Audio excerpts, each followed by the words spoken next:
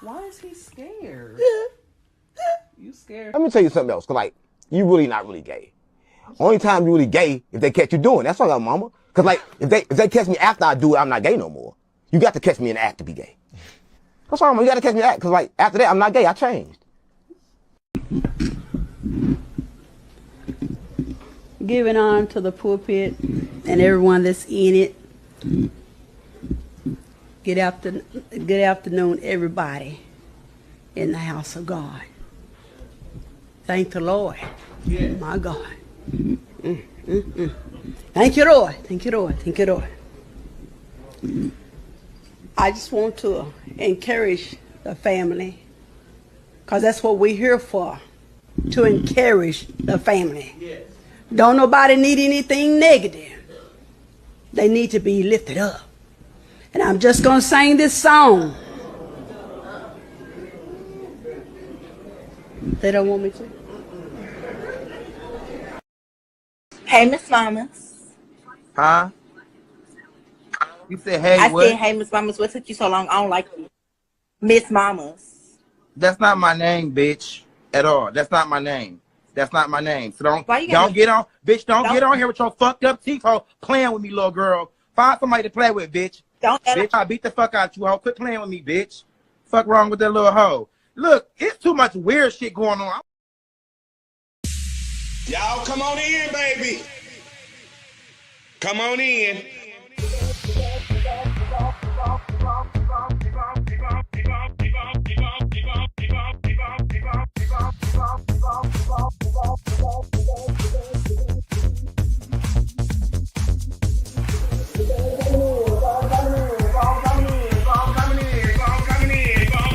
I'm waiting for everybody to come on in. Come on in. Come on in.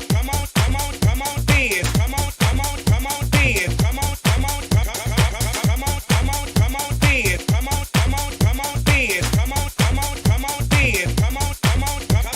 Come on in. Come on in. Come on in. Y'all keep on coming in. Keep on coming in. Come in. Y'all know when I go live. Y'all know I'm gonna go live. Keep on coming in. Keep coming in. Keep on coming in. Keep on coming in. Come on in. That's right. Keep on coming in. Y'all keep on coming in. Come on in. Come on in. Come on in. Come on in. Come on in. Come on in. Come on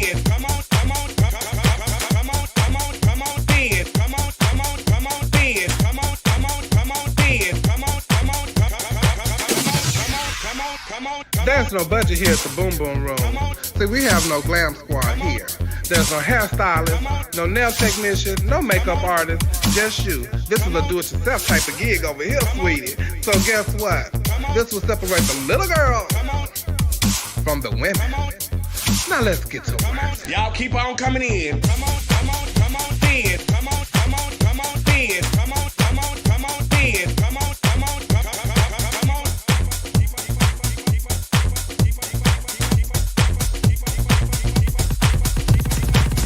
Y'all come on in, baby.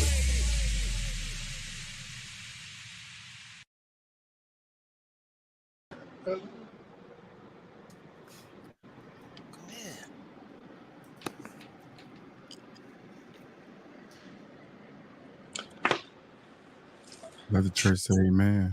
Amen.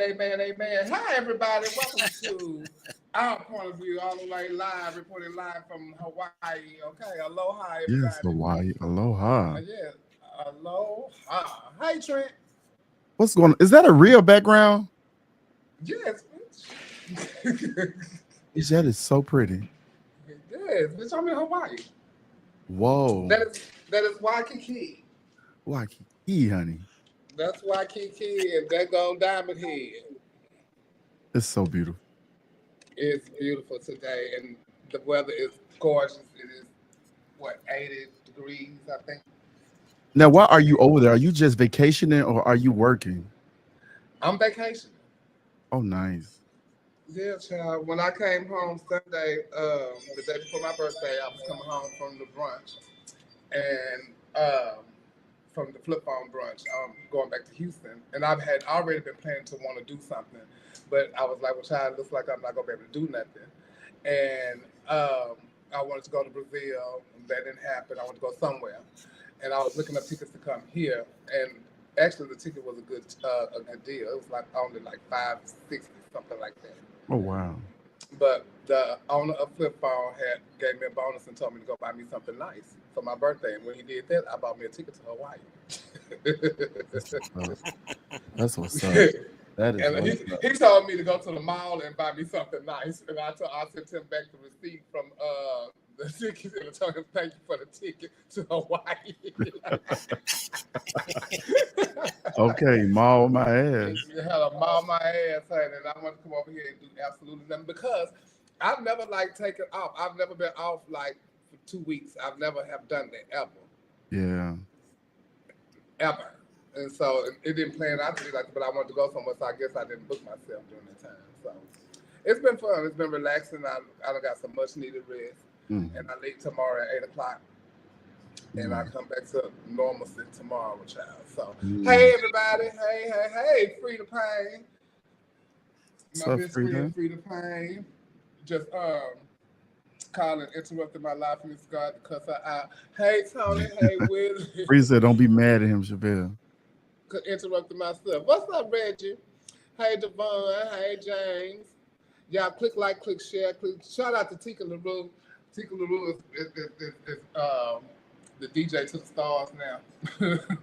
All right now. The mix master to the stars, and I call Tika at the very last minute all the time, and Tika always come through. So I appreciate Tika so much. And I saw that Black America had shouted out Tika LaRue too, because Tika must have did some work for them. So if you need some mixes made, y'all hit up Tika LaRue. Now Cassandra want to call. I leave tomorrow, girl. You just not calling? I've been here since last month. So shout out to Tika once again. If y'all need some mixes, hit Tika LaRue up and he'll get it squared away for you. Hey, Neil. Hello, everyone. What's up? Hello. In the house, just enjoying my night. Okay, how was cards? Long as hell. I just put a time on my card limit now. Because I bet you'd go all night with all them people be over there, child. I have to put a time limit on there, and we still go past the time limit, but still, they know after that time, it can be shut down at any given moment. Right, it's winding down. But do y'all have a tournament, or it's just like everybody just come play cards every week? Just everybody come play cards every week, but I also put on there invite only because I send some people who I don't, who are like, this person. Not necessarily at my house, but at my friend's house, it was they brought somebody and they was about to fight. The boy picked up a chair at somebody else's house. It was a mess. Because they lost? Free cards too. Free cards. Free cards. Oh, see. Terrence saying it was good seeing you as well. Yes, I enjoy Terrence. Terrence always be so dressed. Shout out to Terrence saying. All right, Terrence. You better dress for the children. He dresses for the children. You better. You know what? Speaking of dressing for the children, it was some of the people this weekend that was dressing for the children. It was some people that I told Trent. I said, "This bitch put on this stuff, looked in the mirror, and said, bitch, I'm about to go turn it. I'm about to turn it tonight." It was. When I tell you, it was some couture pieces, some one of a kind. Well, you know they say couture. Naisha say couture is another word for ugly. Okay. But see, just because you put pieces together does not make it couture. Couture is one of a kind and it's by hand, if I'm not mistaken. That's a couture piece. It was a lot of stuff that looked like it's by hand now.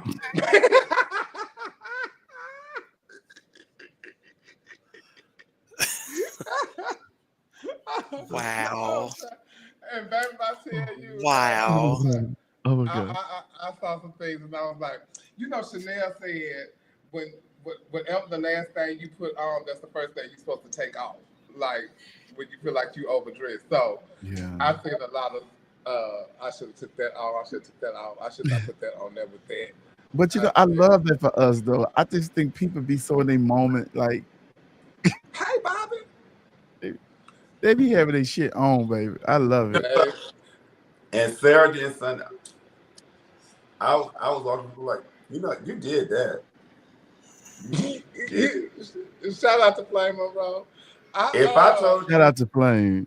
Flame read the shit out of me. And told you did that, in fact, you did not do that. I just wish we would have did like how they would do for the they used to do on E with John Rivers. Fashion Police. Oh, Fashion Police. Because, baby, if I tell you the things that was coming through my inbox and y'all was talking about, oh, did you see this? Did you see that? Y'all was getting it. Do you hear me? Hey, y'all was getting it. Shout out to the LGBTIQ, LMNOPQRSTUV. Well, you know, we rainbow people. We colorful now. We're going to do some things. Yeah. Things they did do. I love it. I want y'all to click like, click share. We go. Hey, Flame. I saw Flame for a second at the pageant. Flame told me I had my little blouse on. Flame gonna tell me, "Oh, bitch, you got Miss Pat blouse on."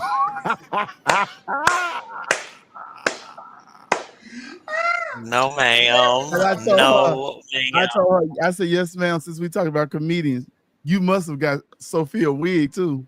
She had a big green wig, bitch. I said, shout out to Flame. But if Flame have not been back to Black America in like never, huh, Flame? Like this is like it's been like 20-some years since like it's 29 years since she didn't want to fly on them stunted plane tickets. Yes, and stuff like that.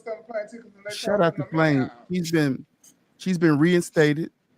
Oh, really? She's been reinstated. She got the rights to come back as as any other former. Oh, that's sickening. That's sickening after 29 years. And Flame lost her puppy too, so let's we got to send her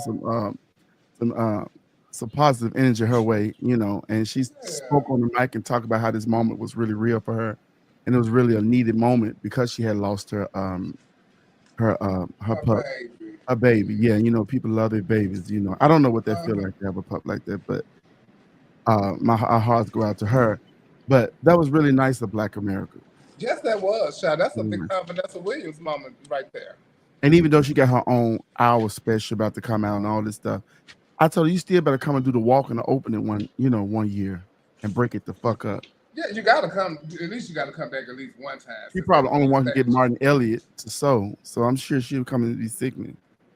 Yeah, child. Aloha, Broslyn. Yes, girl. I done passed by everybody's house while I was here. Yeah, so shout out to Flame, and y'all go and follow up Flame on all her social media platforms and stuff like that. It's been 29 years, girl. 29 years. What? That bitch said this is the only match fight I ever won. 29 years ago. Damn, you been that long too? Oh shit! Hold on. I don't think I've been either. Because I have never been to Black America. I haven't been to Black America since I competed either. So it's been 29 years since I've been there. So Flame, I guess we'll go next year, girl, when you do the walk on your 30th anniversary. 30, baby. Yeah, so let's go on. You and Tanisha's 30th. It's Tanisha's 30th anniversary next year too, actually. Oh, for real? Yeah, because she was the first. Damn. That means it'll be 30 years for Black America Plus. Because she was the first. First crown. Yeah. Shout out to Black America. Yeah. Black America. We'll talk about it. We're gonna talk about it later.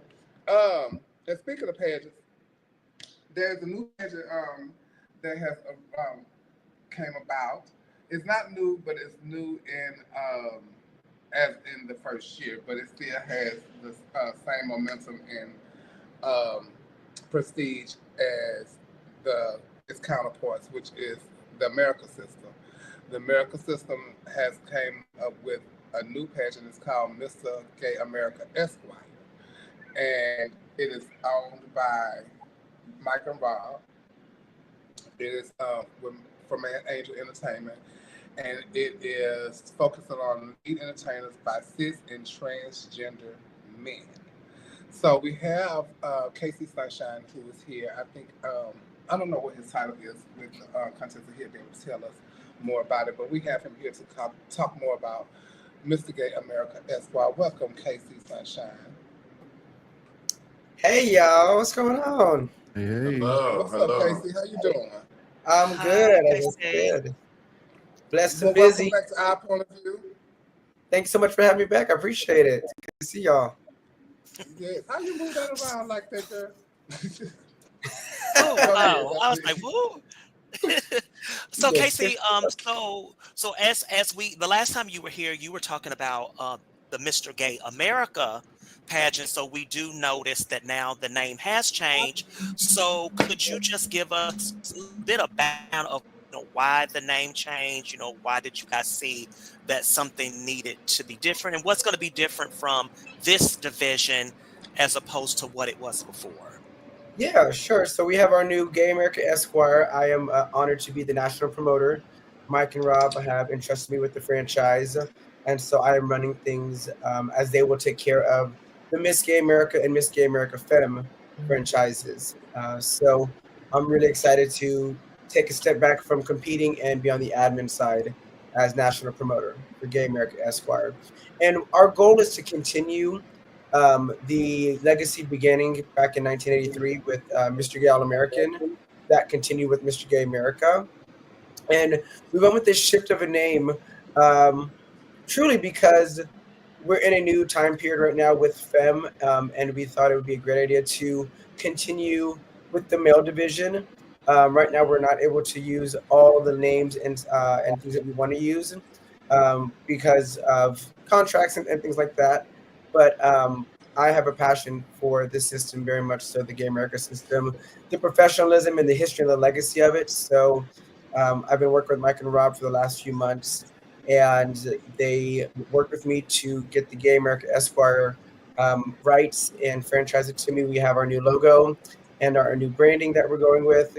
But it's continued legacy. So all those gentlemen who were from the 1983 on will still be recognized as our formers and our forevers within the male division of the Gay America system. So the legacy and the history isn't changing. We're just taking a new division with a new name, but still recognizing those males who are cis and trans that wish to compete for the Gay America system. Okay, good. And so I guess I wanted to ask, because you were on board when it was Mr. Gay America, but now you're on this new project. So obviously it has changed hands from promoter to promoter. So was this an administrative decision, or what was the reasoning for the shift, if you by any chance can speak on that? Yeah, so our past promoter needed to step back. And we wanted to respect him for taking a step back. Life, as you know, has to come first. Performing, pageantry can sometimes really take a toll on us. And so our past promoter just needed to take a step back and take a look at himself and focus on his own life. And we wanted to respect that. So out of respect for his privacy and wanting to do that, we went ahead and went forward with the male division so that he can have his time, and when he's ready to join, we'll have that conversation.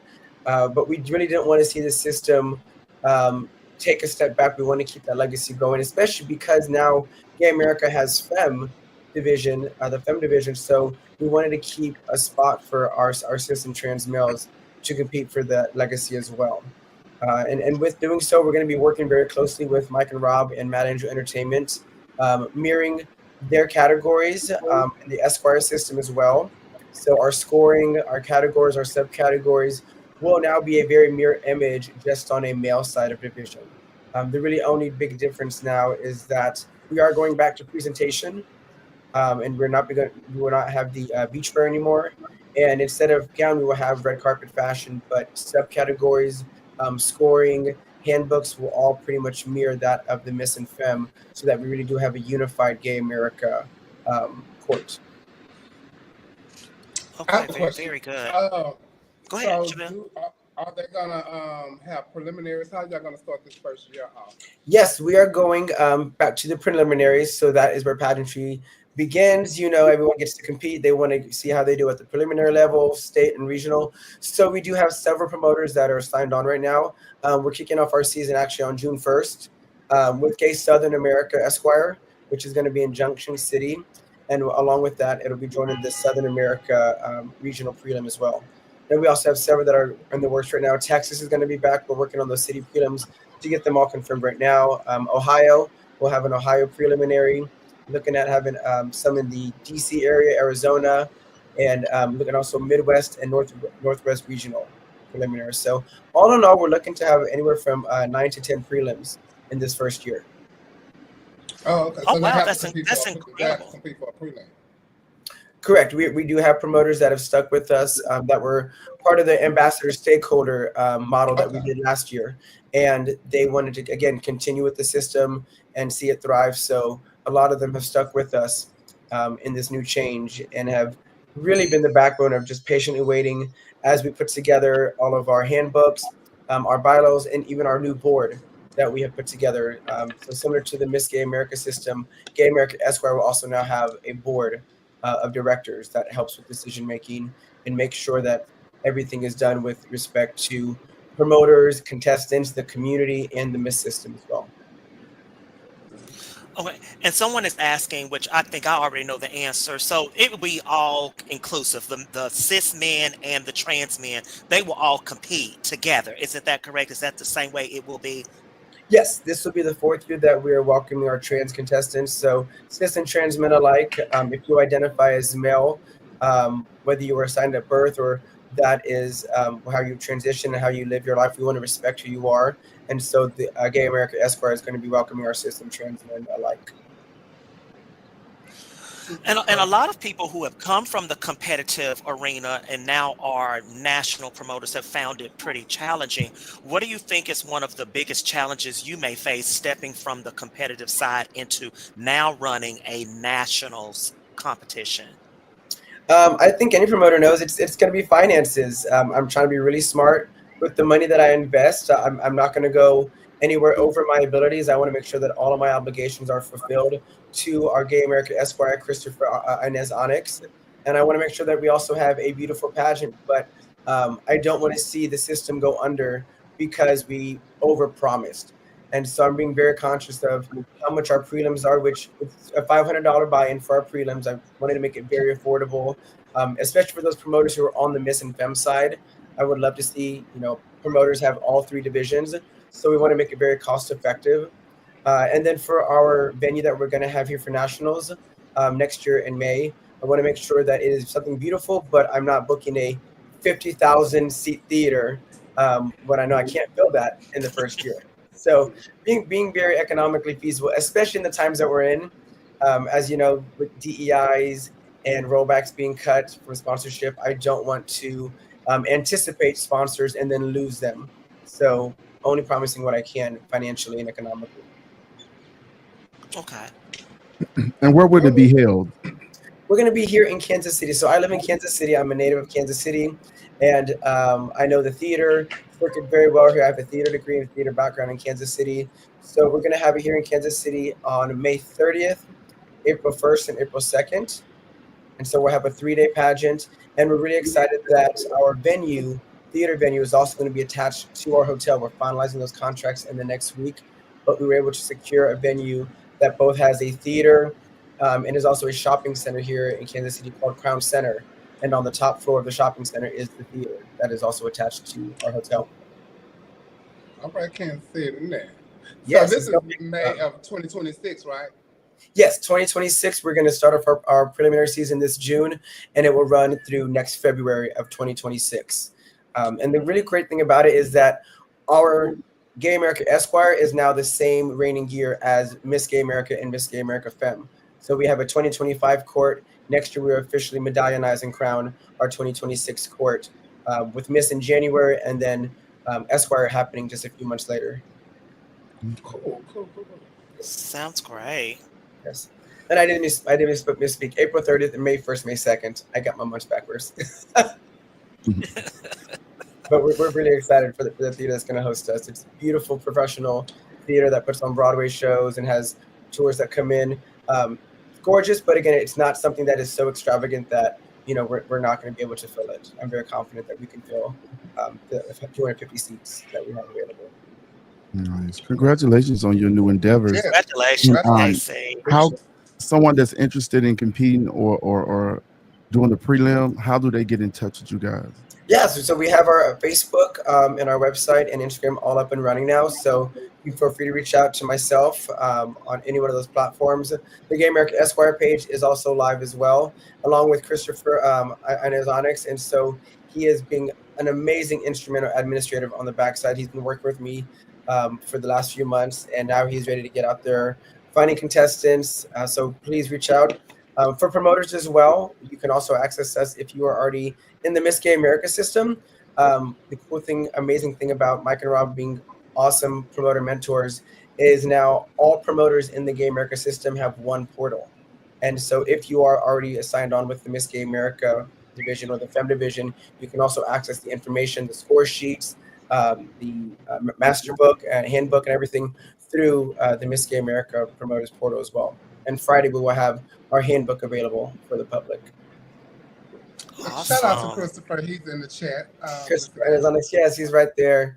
Yes, You can reach me Gay America Esquire 25 at gmail.com, and you can reach me at Gay America Esquire National at gmail.com. One thing I can say about the American system, baby, they have their portals and their things and stuff like that. You dip on in and get what you need. I tell you, they ran so professional. It's so sickening to me. I live. It's such a well-oiled machine. I'm really blessed that Mike and Rob are allowing us to mirror that and make sure that we keep that professionalism going on the male side, so that it's as easy as pie to jump in on either one of the divisions and then kind of merge them. Yes, congratulations. And shout out to Mike and Rob. And everything that y'all doing with the new Mr. Gay America Esquire. Congratulations, everybody. Thank you so much. We're really excited. I'm really excited to see how this season unfolds and to see all the amazing gentlemen we have who have been inquired already, and those who might, still be interested. We want to welcome you. Like I said, our goal is to have prelims in every major region of the country, and with 9 to 10 on the docket list right now, I think we're going to hit those numbers that we're looking for. To get at least 20 of our gentlemen from across the country to compete next year. That's awesome. So you trans men and gay men, y'all get on over there to come get you, madam. We're also gonna be having a new crown.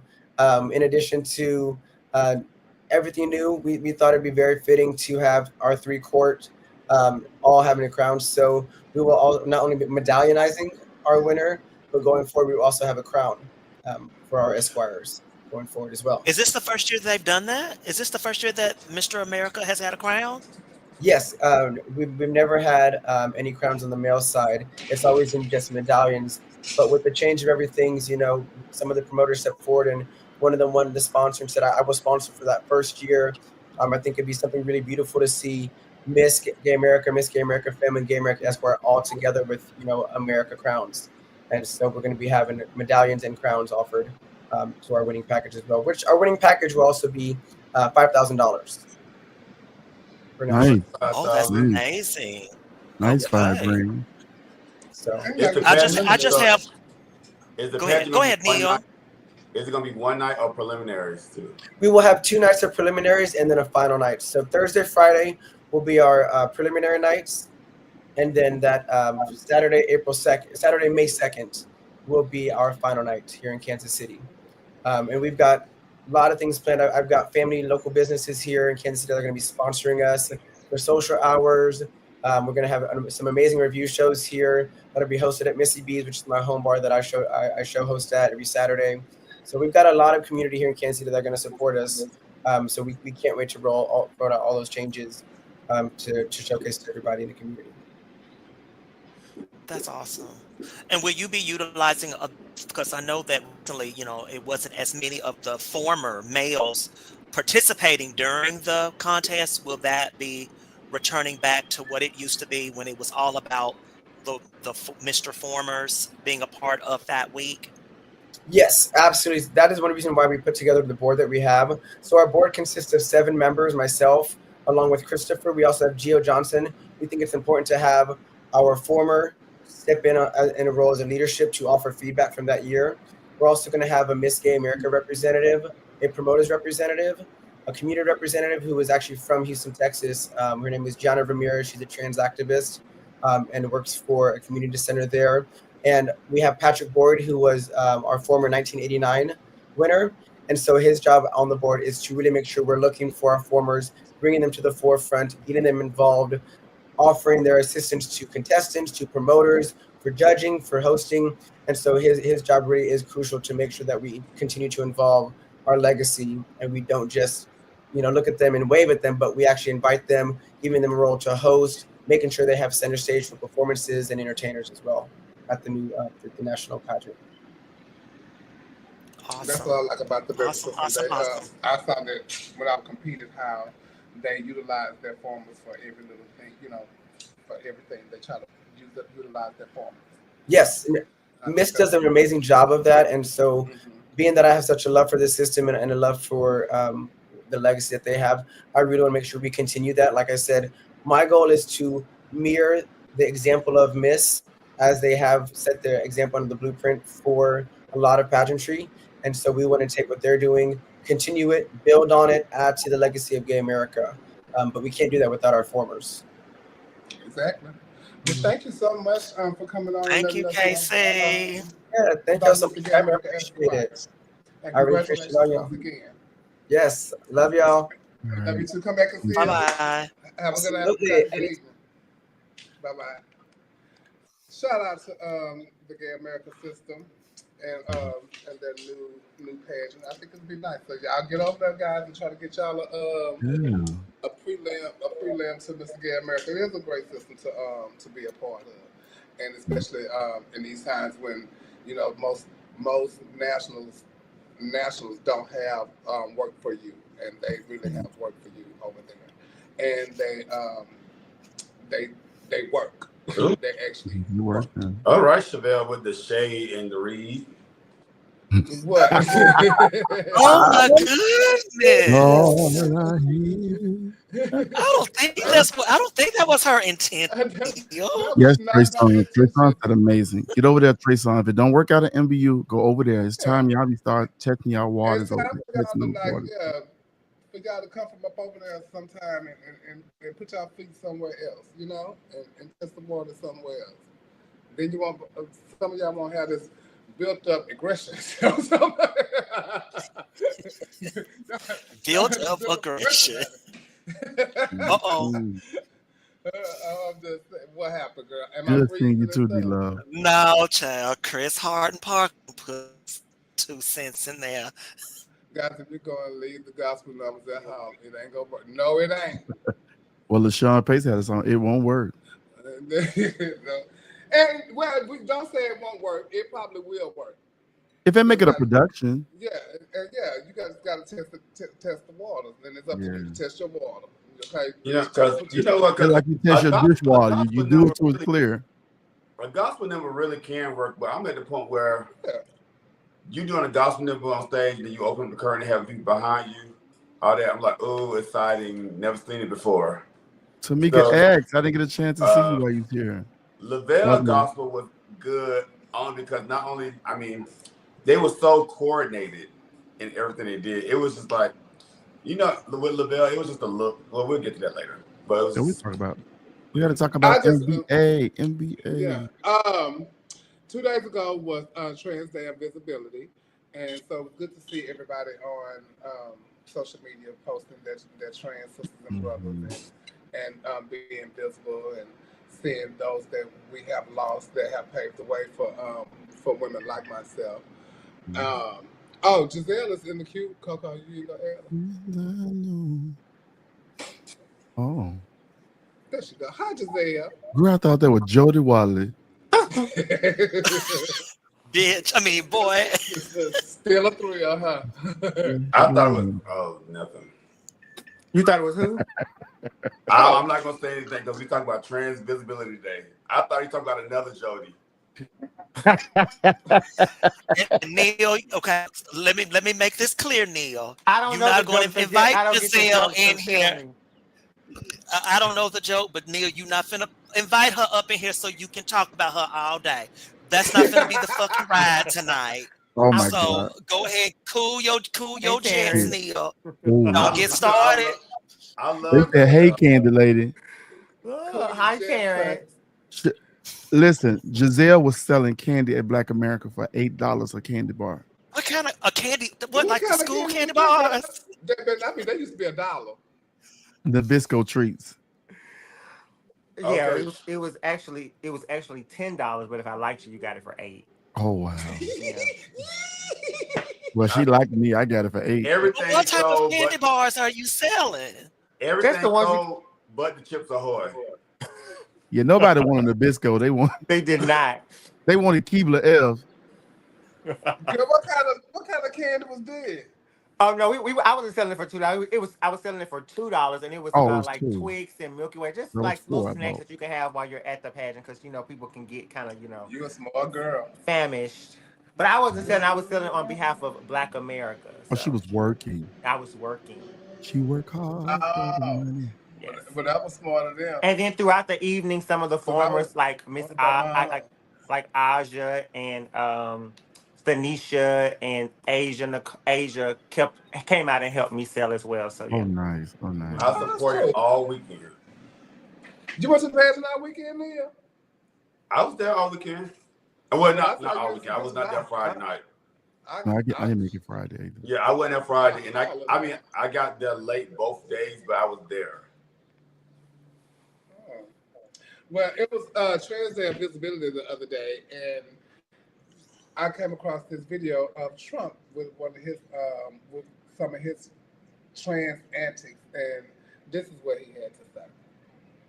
No matter how many surgeries you have or chemicals you inject, if you're born with male DNA in every cell of your body, you can never become a woman. You're not going to be a woman.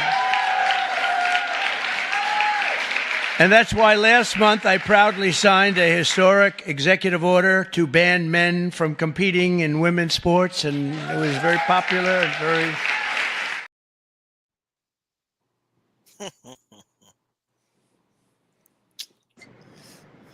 And I think he just be doing something. You just doing something to pick. And I don't even think it's him. I think it's Elon Musk making him do it because of the daughter. Well, I think it's his base, and he appeals to his base. So he does, like, the people want to hear certain things, and he says certain things. So I think it's that. I because like I said do agree before, with I don't think he cares. I don't think he cares either, but I do agree with the sports thing. So he made my ass. That's not my nose. I can't stand it. I cannot stand it. And so Elon Musk's daughter is in the news, and she have not spoken to him since probably 2020. They haven't had any contact, and she's in the news again. And I did not know he had a trans daughter. And she's saying now she's very woke, and the things that he has done, he has always been that way.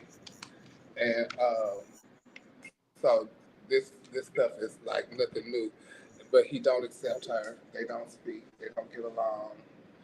But the mother is very accepting of her.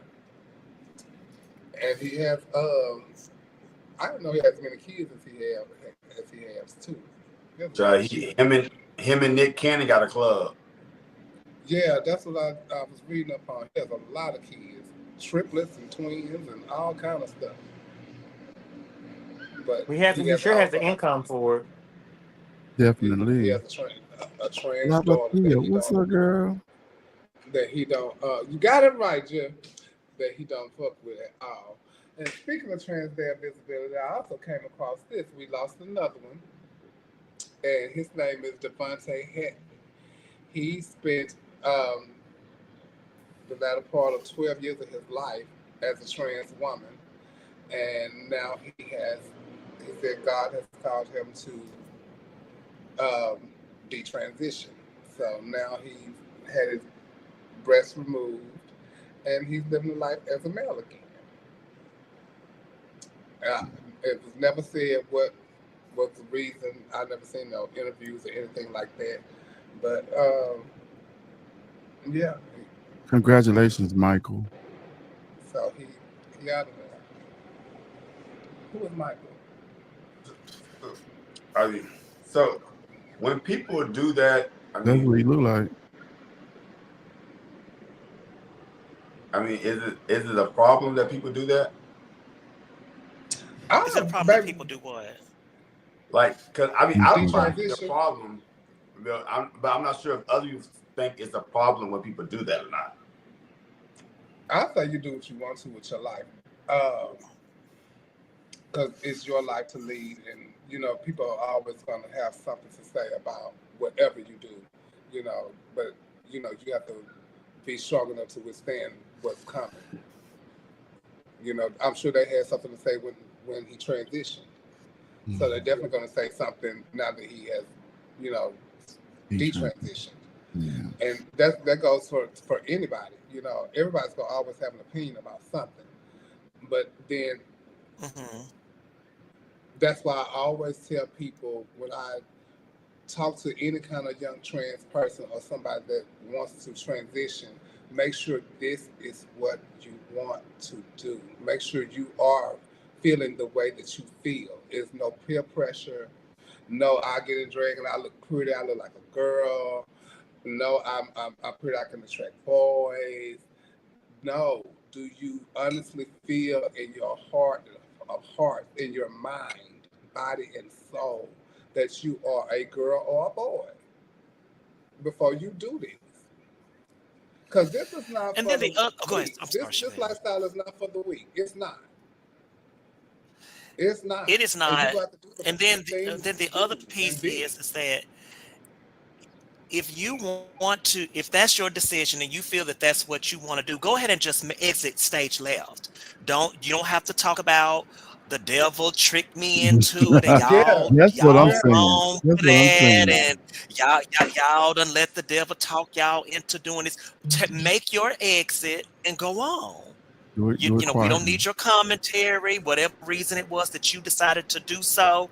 Go, let that be your reason. If God changed your life, or you feel like God spoke to you to make that different, to change back, just let that be for you, and leave everybody else's decisions out your mouth. Go ahead and make your exit. Fall off the grid and go do your thing. Do your thing. I disagree. I think We'll you should. talk about it. I think you should. I think you should. I think you have a. I think you to tell people. I think because it's you don't want people who you don't know. How am I? What do I do? What do I address you as now? I don't know your new name. There has to be a transition, so you need to let people know. Hey, I'm no longer going to be referred to as Giselle. I'm now going to be Henry. So from this point forward, I would appreciate if you all would address me as Henry. You don't look like no Henry. I mean, a Maurice. So I'm going to a new phase in my life. So I would respectfully ask that you respect me during this trend. I think you have to tell people that. Well, when you come back. No. That's not what I mean. What I mean is, let's say I decide I join church, and I decide to detransition, and then as I'm detransitioning, I'm saying, yeah, I'm detransitioning because God never wanted this anyway. Yeah. Okay. And all of y'all out there that feel y'all going to devil tricking y'all mind. That's what I mean. I got you. Make your exit and then leave it at that. Right. And don't denounce everybody else. But you have to be mindful that somebody's gonna say something, and you have to be strong enough to withstand that. As strong as you were when you started transitioning. But when we transition, majority of the times we transition when we're young, so we still have our youth, we have our beauty. Not Caitlyn Jenner. So we have all those things that's working 97. But so I guess what I'm trying to say, we have all those things that's working for us, and as you get older and as you live life, you start to realize that because you become a trans woman, or because you've decided to live your life how you feel on the inside, you're missing out on certain aspects of life. There are not a lot of trans women who have a happily ever after as far as romance and love and things of that nature, and some people really want that. And so you have to figure out, well, you have to weigh your Is that pros and your something you cons. desire? Huh? Is that something you desire? Well, I never had a problem getting a man. So I I didn't mean, say that. That wasn't my question. what That's was why your y'all question? lose these pageants. Y'all don't even No, listen to the I never question. lost a pageant with question. I said, is that what you desire? A happily ever after. Absolutely. Okay. And But I've always, I think a lot of people desire those things. Even the Butch Queens, everybody. A lot of people desire those things. and I've always said I'm sorry. If you what? I've always said if I maybe 10 years from now, who knows, I may up and say, I've had fun. Let me go back to, but I'll move to somewhere like Seattle or somewhere where people wouldn't really know who I was. Girl. Yeah, I mean, I think that. I mean, why not? Shit. Work just What you say ago? Child, she moved to Seattle. Y'all she moved, honey.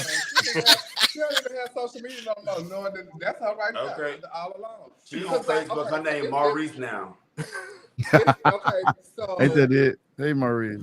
Raven St. James. I don't know if a lot of people remember who she is or whatever, but she's from Houston, and like she detransitioned and she got off the grid, and had nobody seen her or anything, and then she popped up on Facebook under her boy name, and like so a message to people, I'm okay or this, that, and other, but then she got back off. Wow. Because I'm sure he, but we don't know like what's going on with him or anything like that. I think we should reach out to Shay Lunny to talk about her experience. I did. I talked to her recently because when we first talked about her coming back and was on the show, when we talked about her a couple of times, I mean, like a couple of weeks ago. I don't know what they told her we were saying on the show, but I told her that's not what the show was, and that we wasn't nothing negative like that or nothing like that. And we actually like welcomed you back and this, that, and the third. And she's like, oh, okay. And I told her, to come on the show and talk to us about it. So, she said she would. I hadn't reached out to her, so we'll get her on. Yeah, I want people to give people grace too. Like when how you just said he, she, whatever the person. If I decide to transition tomorrow, and I start I can't get offended because you call me he. I just started this journey tomorrow, and people are like, okay, it's she, and they be so offended. It'd be aggravating me sometimes. I'd be like, girl, shut up. Give the people grace. I'm sorry. Yeah. Well, but then it's like that happens to me when it be like the ones that was already was calling like girl or something like that. You know what I'm saying? You was already calling them girl, and say they stop doing drag. They don't want you to call them girl about, or even like for drag queens. When they not in drag, they don't want you calling them girl in front of what you calling, but bitch, I know you as a showgirl, so I'm used to saying girl to you. You know what I'm saying? So, but I child. Thank you, Labaris. It's so much. It's just so much. It's so much. I don't even mind. I'm like, child, whatever you call me, that's fine. Because it has become so commonplace that it's just become just like when you because I do this to my vice president, and one time it slipped out my mouth. Before I knew it, we were just sitting there talking. We started laughing, and I was like, "Bitch, And I was like, "Oh, I'm sorry." She was like, "No, just totally okay." So some things just naturally fly out your mouth, and you don't necessarily mean any harm by it. I think our generation, though, I don't think we fucked up about them words and shit. You know what I'm saying? Like, I think now people make that like a big topic, because I understand everybody want to be respected, but we had a good time. Me and my friends still call each other she, miss. It don't make me no fucking difference. Call me anything but broke. If you call me broke, then we got a problem. But you calling me girl, Miss Thing, I don't give a fuck about that. My masculinity ain't challenged because somebody want to call me something else. I be what the fuck I want to be, how I want to be, when I want to be it. Can't nobody tell me how to feel, when to feel, or what to feel. Call me what the fuck you want, but please do not call me broke. Shout out to Mercedes Alexander. And congratulations on the EOY prelim the other night. So, you had looked absolutely beautiful. She's so beautiful. Oh my Ain't God. she pretty? Oh Ain't my she pretty? God. Little bit of self. Oh And my God. She's beautiful. I used to work with her when she had a club up in Tennessee. Spent good time over there. Speaking of things in your mouth, a customer goes to the dentist in Memphis. He goes to the dentist in Memphis, honey, and not my hometown. Yeah, child, Memphis back in the news again, and this is what happened. Not my hometown. Man, I don't know what's going on. This shit real, but I know a lot of people that came up here and got their teeth clean, teeth whitening. Hey, man, y'all had a successful job. What's up, family? Man, look, I just had the bad experience of my life, man. Don't never come up here, bro. Listen, bro, when I said the man trying to put his fucking utensils and shit in my fucking mouth with no gloves on, shit unsanitary, man, what the fuck? I just would recommend it to the place. I seen a lot of people got some good teeth work and shit done. Man, I'm talking about real talk, man. Don't y'all never come in this man. I'm talking about real talk. The man so unprofessional, man. Watch this. I'm finna go back in the building, man. Watch this.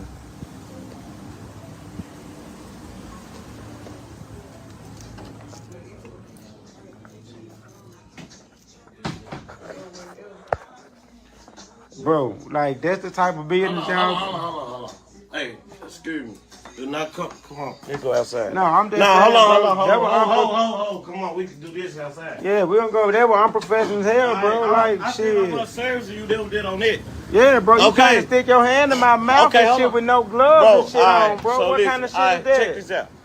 You got your money back. Yeah, I got my money back. We ain't got nothing to talk about. This cool. I don't got. You know what? That's fine though, bro. But I'm just saying that was never unprofessional, All right, so bro. I'm off. She supposed to take care of you.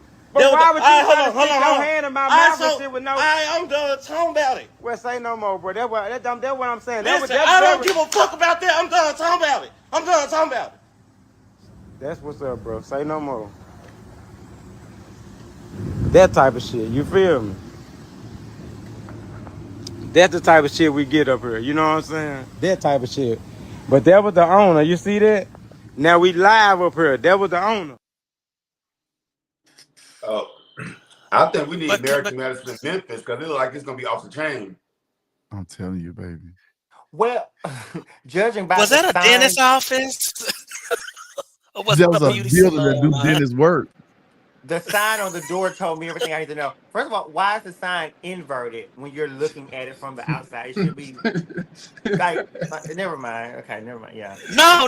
That is go ahead, because that's a valid point. The sign is backwards when you're first walking in, so that should be an automatic red flag to not go there. Then, like, he don't even have no lab coat, no nothing. What is he getting, gold? Girl.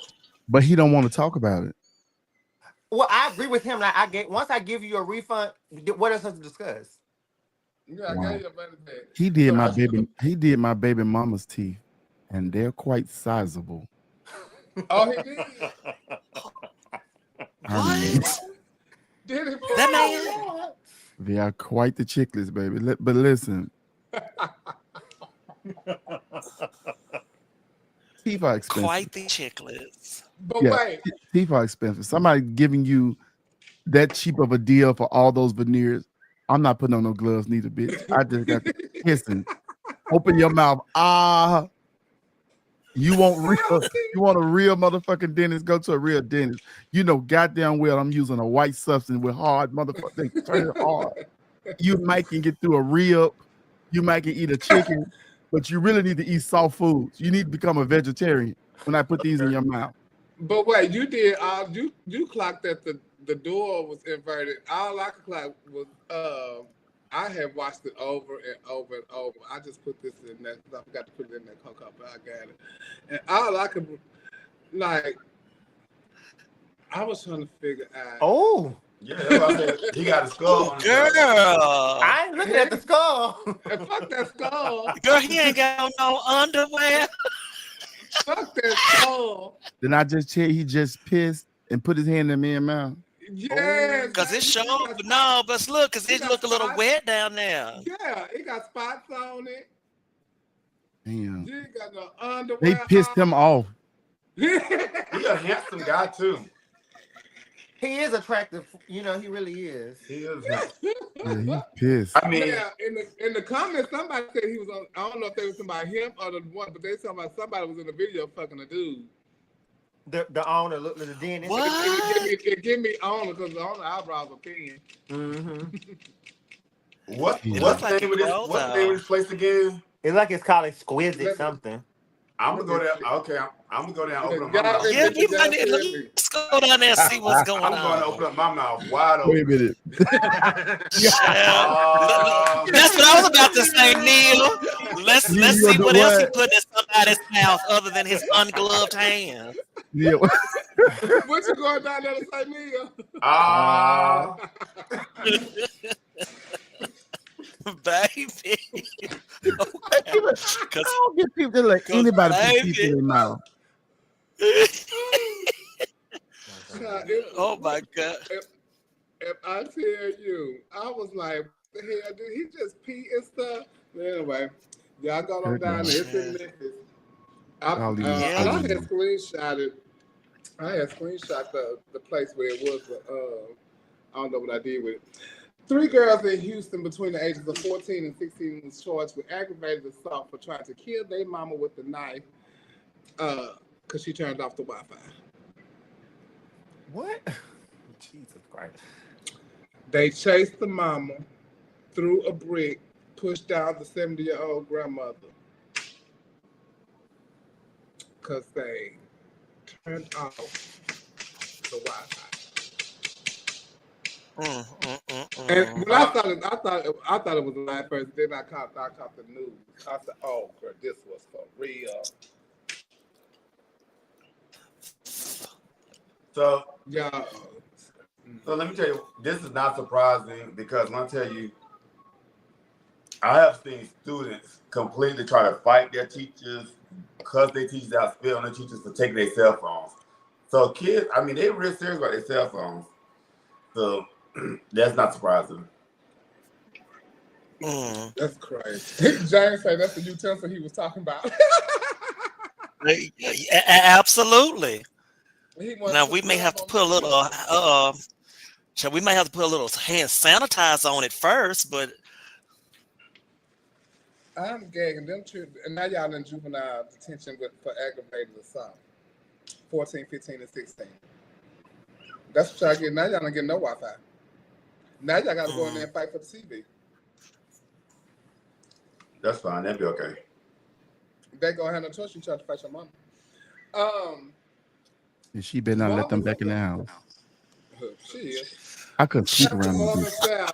Never would have made it. So want y'all to close the doors so he can raise money for the congregation. 40K. This is the video from that. No, Marvin.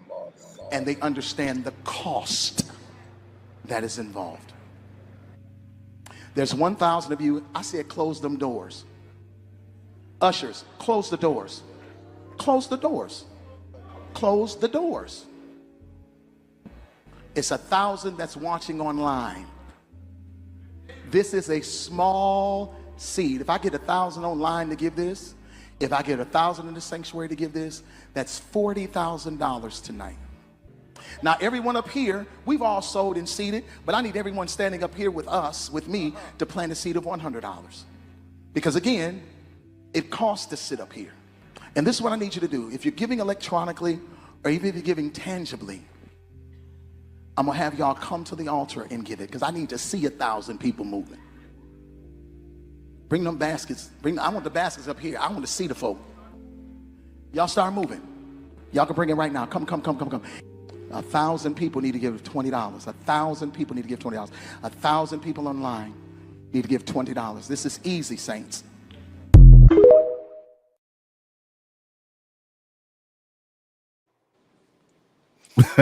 What's in your wallet? Never would have paid it. Oh, no, ma'am. I had not seen it. Bitch. It's a nice looking doll, though. Yeah, man. Wait, I did not know it said that, Coco Lord. Never. Oh my goodness. The China said he was riding down the freeway and never would have made it. Came on, his doors locked automatically. So what aggravated me in his thing is when you say, "Oh, it's $20, it's easy, thanks." That kind of stuff like that. You don't know people's financial. You don't know what people are going through financially, and I'm like, yeah, it's just $20 to you. So don't count my money. It's almost like the same thing. It burns my gears when I'm at shows and people tip somebody, and then the girl or the boy who's entertaining look at the money like, oh, it's only $1. Bitch, you don't know that person's financial struggle. So when they give you $1 or $5, whatever, take the money, keep going. Like it grinds my gears. People just look at the money like, bitch, be grateful somebody have the funds to give you. How dare you? Girl, because he was on Ricky Smiley this earlier this morning, and so what he said, because Ricky Smiley was like, because he said he really loves Marvin or whatever, and so he was saying that he wasn't at his church, they were like some convention or something, and that he was asking people to give money for the event or go towards the organization or whatever the case may be. But but it's still, for me, I mean, this is just me, it's the audacity for you to say, we got to raise this amount of money, so this is what I need you to bring. Whatever happened to bring whatever you have or whatever is on your heart to give? What happened to that? Because the Bible speaks, you have not because you ask not. He asked so that he could have. I'm from the church. I grew up in the church. I don't know if y'all know, I used to play the organ for the church. So this stuff is not new to me. Seeing this type of behavior is every church all the time, especially when they have like a big convention or something like that. They're going to capitalize off of raising money. Also, it tests your faith in a way too. Because when we go out, I mean, we buy 4 or 5 drinks, you spend $40, $50 in the club, right? I think sometimes they try to teach you to plant a seed and watch the seed grow. It's all in how your faith is based and what you believe in. I believe in giving when I'm in church, so that $20 wouldn't have been a problem for me, but I can see how it's a problem for a lot of people.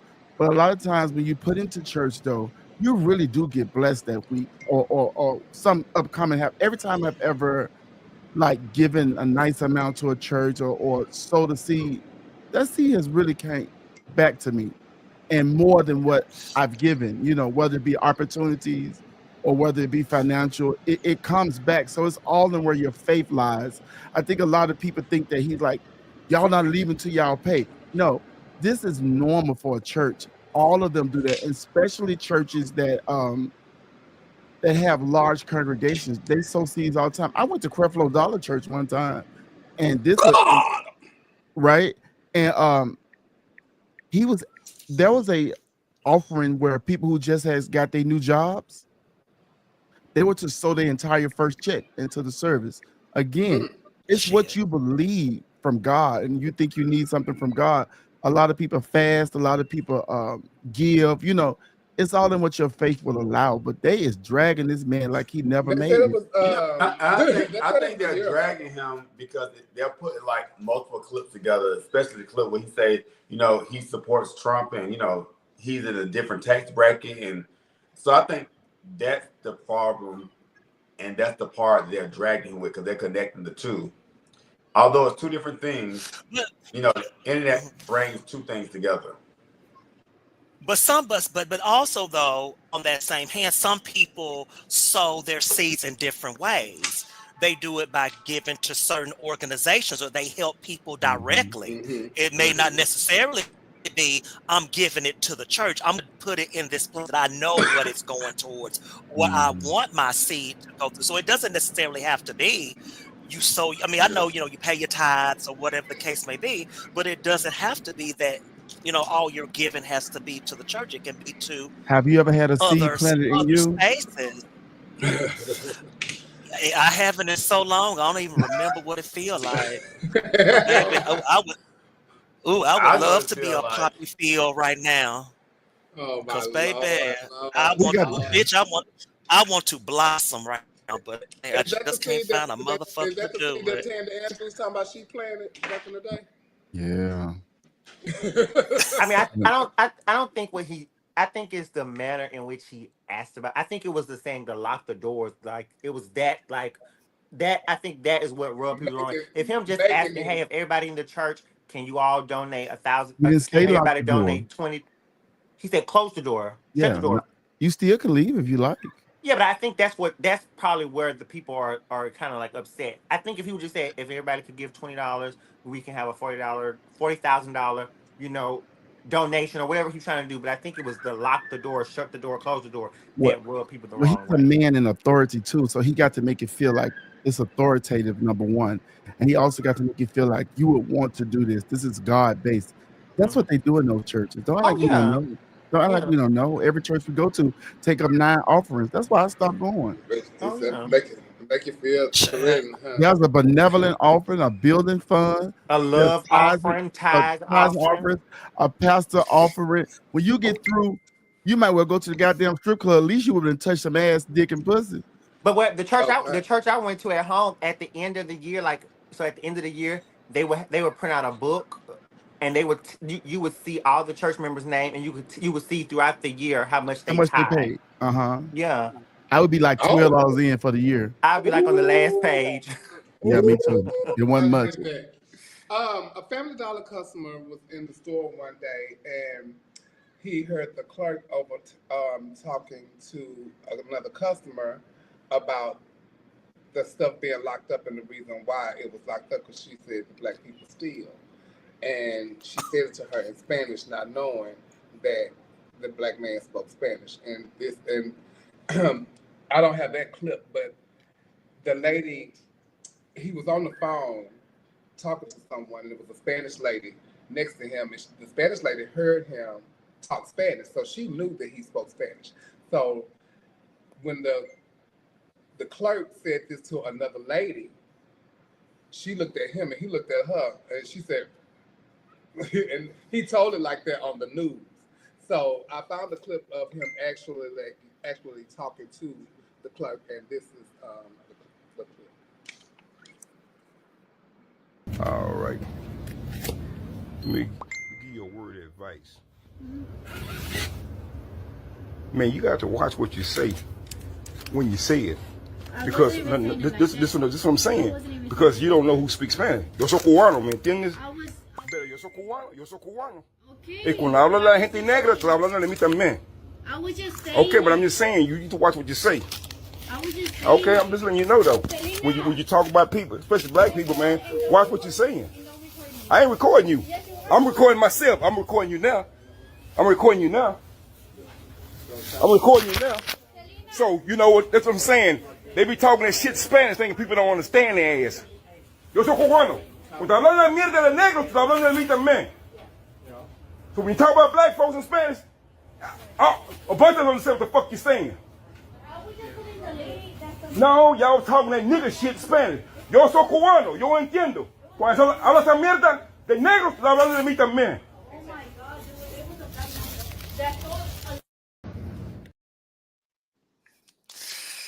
Honey, listen. I know she was rigged. Because you never know. That's just like when the people be in the nail salon. Oh yeah. Mm-hmm. And I wish I knew what them bitches were talking about. I get so sick of them. They got a translator thing I want to buy. Who?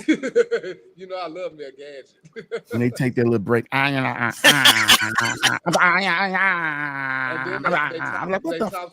they talk so low. And I don't know how they be way on the other side of the room and they can hear each other. You can hear it.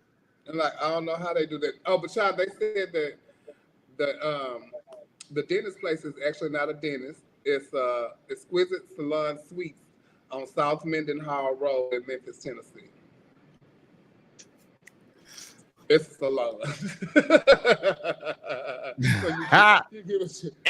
And what is the main purpose of the business? What is it? It's a hair salon. It's you get some teeth too when you get through getting your baby hair. They sell chicken in the back. Licensed cosmetologist, certified braider, licensed esthetician, makeup artist, and lash tech, boutique owner, licensed nail tech. Bitch. They very Tyler Perry over there. A fucking salon. They do it all. A salon. They do teeth in a salon. Neil, you ready?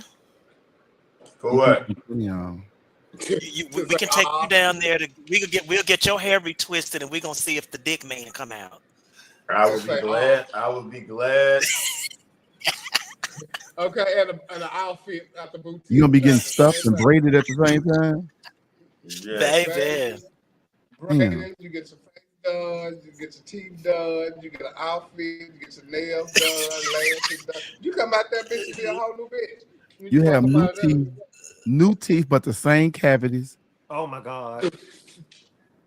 You need 4 root canals. The point is to go in. You need a deep cleaning, but you got new teeth.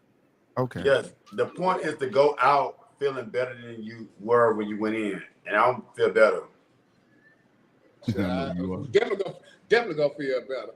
So Toya from Toya and Rachel Nash show. I don't know if y'all watch this or not. I don't watch it, but it's been in the news that Toya is in the news because she has been making money evidently under the table. And the brother went live and was saying that they wasn't getting paid for the show and they should have been getting paid. But the husband, Red, was saying that everybody got paid because he saw their contracts. And he even saw her contract. But it's saying she made $1 million and he don't see it. And he want to know where it's coming from and why he ain't been making the money. This is the video that he posted. That Toya got $1 million for the show. And didn't pay me. No, all right, let me say, I'm not saying she didn't pay me because every single person on that show got paid. I mean, I seen the contracts. Everybody got paid. Like, that's a fact. Like, ain't no ifs, ands, or buts about it. But how you get $1 million and you ain't tell your husband? Because when I sat down and saw the contracts and stuff, y'all hit me with Red. You're doing such a good job this season. The budget is this. We would love to pay you this, but we can't because the budget is this. We bring in other people. Boom, boom, boom. All this stuff. And you showed me what you made. I saw your contract. I even see the deposits. I even see the deposits coming in. So you playing in my face here. Toya. You're playing in my face because those deposits don't equal up to $1 million. So you got to be getting cash under the table. And Rick, you got to have something to do with it. We TV or whoever, you got to be paying under the table because the stuff that come into that house is not $1 million. So stop playing with me. How the hell you gonna make $1 million and I make that show? I fill the seats every week. It wouldn't be a show without me. You should change it to Toya, Regina, and Red. So is that the husband? Because that can't be the brother. That's the brother. That's the husband. Now go back to that then. Can we see him a little bit longer? He say that's the husband. That's her husband. That's Red. That's her husband. But they saying he's being funny, making a joke about what Walter said. But he wasn't making no joke about that. He was serious. Well, that money coming in their house anyway, right? But she didn't take care of them. Now I don't know to what extent. Don't nobody know to what extent. But if you're on a reality show, period, y'all should all be making money. Well, y'all should also make sure y'all signing contracts too that guarantees that you make money.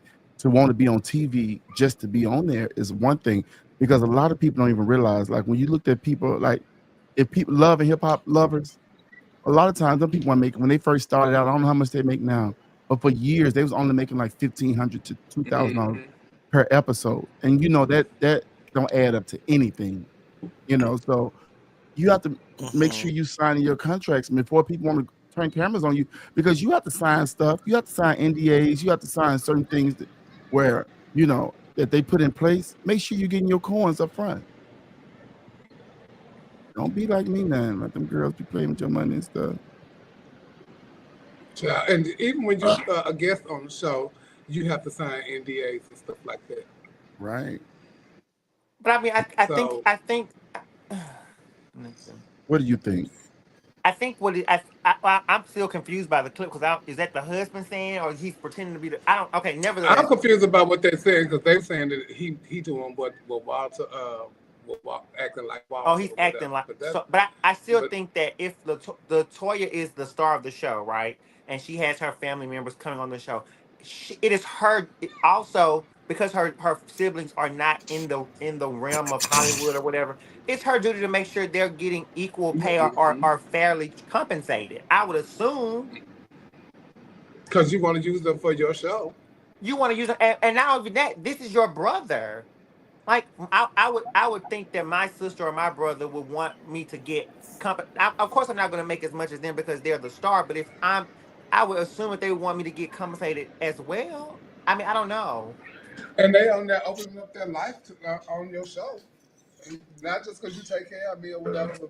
I should be because she can to take care of her family too. All of them, everybody that's a celebrity got some family members that they taking care of. Mm-hmm. Yeah, all of them. I don't know, not one that's keeping their money to themselves. So, I don't know. I see Lauren and Jessica made up. So they on the show together now? Yes. They made a little video and it was really cute. Neither one of them sang with the damn, but this is it.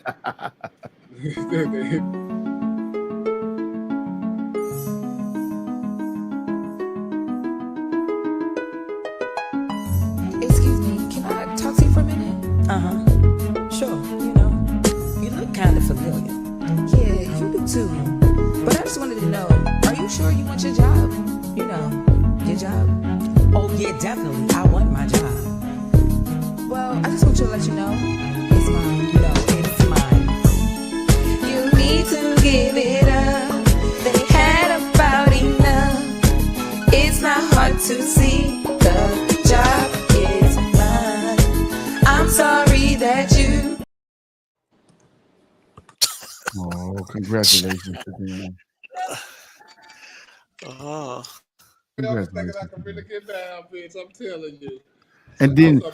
And then just have on that Monica shoe from before you walk out of my life. Oh my God, that shoe was a fool. Oh my God, I would have never done it. Unless she was really in Monica character. I don't know. That had to be she was in Monica character. She had a little ugly dress, the little ugly dress. Yeah, she was definitely in character.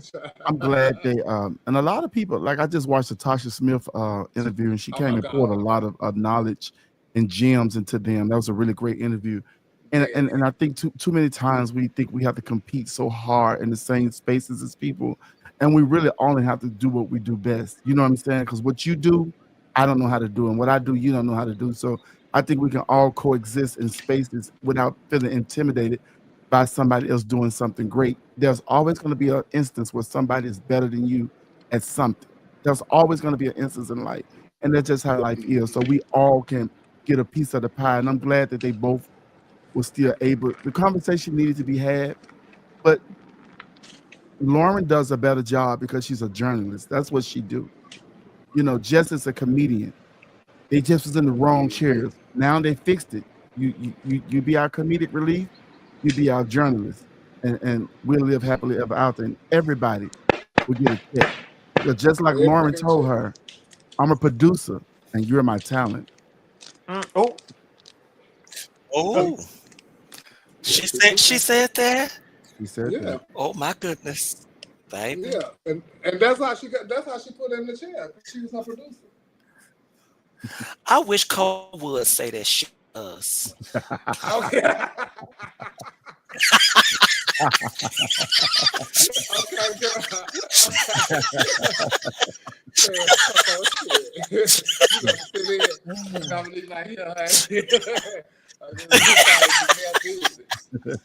So the Real Housewives of Atlanta, I started watching it the other day, and I finally caught up, and I'm up to speed now.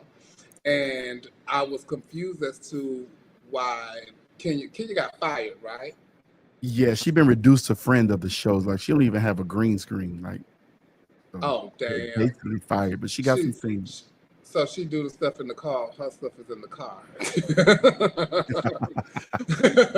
So she got fired for some antics that she did on the show about Brit, which is getting ready to air this week, right? Mm-hmm. This Sunday. Okay. So this past Sunday, this was the start of why she did what she did the following time. And I see why her actions was justified. Now I don't know what she did. I don't know what she did that next week because I really didn't like get into it because I wanted to see it played out. Yeah. But She's supposed to do some revenge porn on her. And posted had posters and stuff of her Yeah. life. And But her the girl this week was like talking about getting her gun. None of that stuff that she had that was warranted. None of that was warranted. She did not have to go that with Kenya. I disagree. Now I do not like I Kenya. disagree all the time. Go ahead, girl. I do not like Kenya at all. But I think she has a nasty way of talking to people. You can't be dismissive and you can't call people peasants and then think that they're supposed to just kind of shut up and be mute. No, bitch, I'm gonna let you're gonna respect me. And I'm gonna let you know every time you're gonna respect me. And if you don't respect me, these are gonna be the consequences of your action. So I think in that conversation, she answered a question and moved on. But she did. Now I do think the other girl was going too. The other girl was going too far. But also the way they with a reality show, if you can't fight with your words, then you should be on a reality show. Yeah. But did she pull out a gun? No. But no, it's a threat though. It's a threat. I don't think she threatened her. She just said, I got my gun. Like, bitch, it was like, if you try some bitch. What's that for, though? Kenya was way over there. Kenya didn't charge her. Kenya didn't act like she was going to jump on her. Kenya didn't do any of that. So why? Because Kenya know how to antagonize, and she know what strings to pull. And Kenya has done it too much. This time, I'm not a Kenya fan like that. Kenya Me neither. Me neither. She's gorgeous. That girl is top tier gorgeous, right? But she got a way of doing things. She got a way. Kenya has gotten by with so much because Kenya still don't think she was wrong for putting that scepter in Portia's face. All she ever say is, "You hit me, you charged me, or whatever." She don't think she was wrong for blowing a bullhorn in her face and putting that scepter in her face. So Kenya ain't innocent here. You know what I'm saying? Kenya got away, and those housewives, they edit that shit in different ways. So that's probably some vital points that we didn't even get out of that because of the way they edit stuff. Because if you notice, they jump from one thing to 100. Yeah. There's something that happened in the middle that made this escalate like that. You know, so that's reality. If that was the case, I would think that they would still edit it in a way to favor the girl that stayed on the show and not the one who left. Well, it leads up to next week. They're doing exactly what they did exactly what they wanted to do. They want us to get to talking about it. So now this is all this commotion online. I'm not looking at the show because what happens? Well, from the preview, it looks like the girl Kenya is having her salon opening. So it looks like the girl comes and she is bringing flowers, to apologize. Oh, Kenya, girl, I overreacted. I want to apologize. This is to Kenya. Then even after the apology, Kenya then still proceeds to, show the girl porn videos and all this kind of stuff. So yeah. But those things are online anyway about her. But why are you doing it at your grand opening? I'm not giving nobody that much importance in my life. Did y'all know that was Nicki Minaj's sister? That's why she looked like her. Yes. No, but she do look like her. It's not a sister. But she do look like her. I was about to say what? No. But listen, one thing about King is she's one of the girls who she wanted to be the queen of the show so bad. She wanted that Nene spot so bad to be like Housewives. You can't think of Housewives without thinking of her. And what she did was she played checkers. She just wanted a crown and move around the board until somebody jumped her, right? She didn't want to play chess to take over the whole entire thing. When it was time, Kenya got lazy in her season. When it was time to film with Nene, she quit talking to her. She didn't want to play. When Marlo came on, she didn't want to talk. She didn't want to play. She didn't want to show up to work. Oh, my daughter's in here. Why are you kicking on my door? Bitch, why your daughter here? You know what I'm saying? So she wanted to alienate those girls and make them look stupid so they won't be on the show no more. And when that happened, she wasn't able to carry the show. The ratings plummeted. And now you got new blood on here who don't understand your type of shade, right? They know who you are. They know what you're capable of.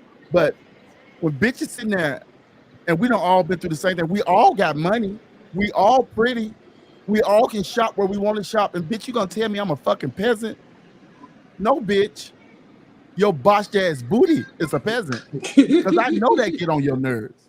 You know what I'm saying? So we can't always act like, see, listen, we come from that. Motherfuckers on the scene to tell you, I'll beat your motherfucking ass. Bitch, I'll smack you backwards. Bitch, I'll shoot you. People say that shit all the fucking time. I don't know why. Even with Phaedra, when they were acting like, oh, she did the worst thing in the world.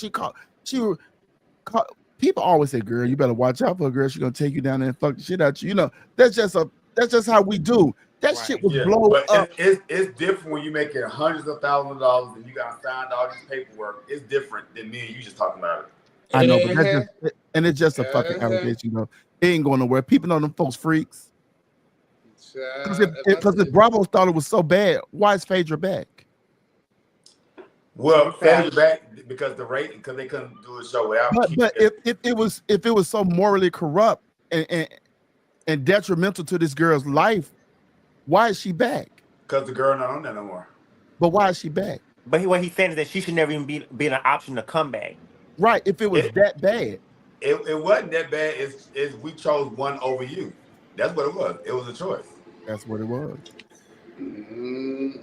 Just don't call me no peasant. But you know, I love Kenya. I love Kenya, and I'm not watching the show. I'm not watching it, but I love Kenya. I'm not a Kenya fan. You know, y'all can have Kenya. Speaking of It's gorgeous though. They're not the only ones that are going viral. The rulers are going viral. Shout out to the rulers. They had posted the rulers on Tasha K page, and then from there it went to all kind of other little blogs and stuff like that, saying that the groom's going viral for rocking his back out with his wife. Clearly, and somebody said in the comments, well, clearly y'all don't see that she have a crown on. My mama had a crown on when she won, but hers wasn't as big as a Black Universe crown. So, but like, you know, women wear crowns and stuff. And these days, they wearing whole evening gowns for wearing dresses and stuff. So they probably thought they was over in Africa. Oh my goodness. They would have believed they was a married couple hadn't his back been out. This back being out has worried these people to death. If I tell you, it had worried these people. I'm like, damn, can the man have his back out? Oh my God, if I tell you they went in, and I love to see my people in that because I see like people in there that I know in certain comments on posts and so I'm like, oh, look at them in there, they probably listen. But this time it seemed like the whole community. Well, I think I got number one. I want to say I made the cape that she's wearing, the little cloak, the cape. So shout out to my work. Thank you. Book Giselle for your next cape. Okay, book Lord Designs. Lord Designs. Did Raquel clear the name? Okay, thanks. Did Raquel clear her name for you to use? We'll talk about that later.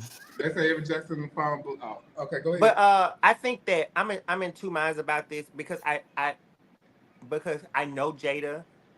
It is what the community thinks they're doing for her. It's not really helping. That's what I was thinking. Because she lives her life as she's a woman every day. Period. You know, and the you know the straight community is thinking that this is a man getting married to a woman with his back out. What the fuck is he wearing? But the gay community is now saying, no, these are two people who are part of the LGBTQ community. So they're like spilling her tea, which is something that she kind of, you know, it's kind of, you know, keeps close to her chest. So I don't know. I don't know. But I can understand how, you know, they're thinking they're helping, but sometimes they may not be helping. Yeah, but you know, it's great publicity. I don't know, when you're in the limelight, you don't never know how publicity is going to come to you. I'm not sure if it's great publicity because what is it public? What is it promoting? Because it's not promoting the product. Right. It's King of Bling. He put it out, right? When he's showing his work. Yeah, he did the jacket. I mean, Yeah, he it would did be the great jacket. He was showing his work. if it was People gonna promoting reach out. Universe or something, but it's not promoting none of that. Yeah.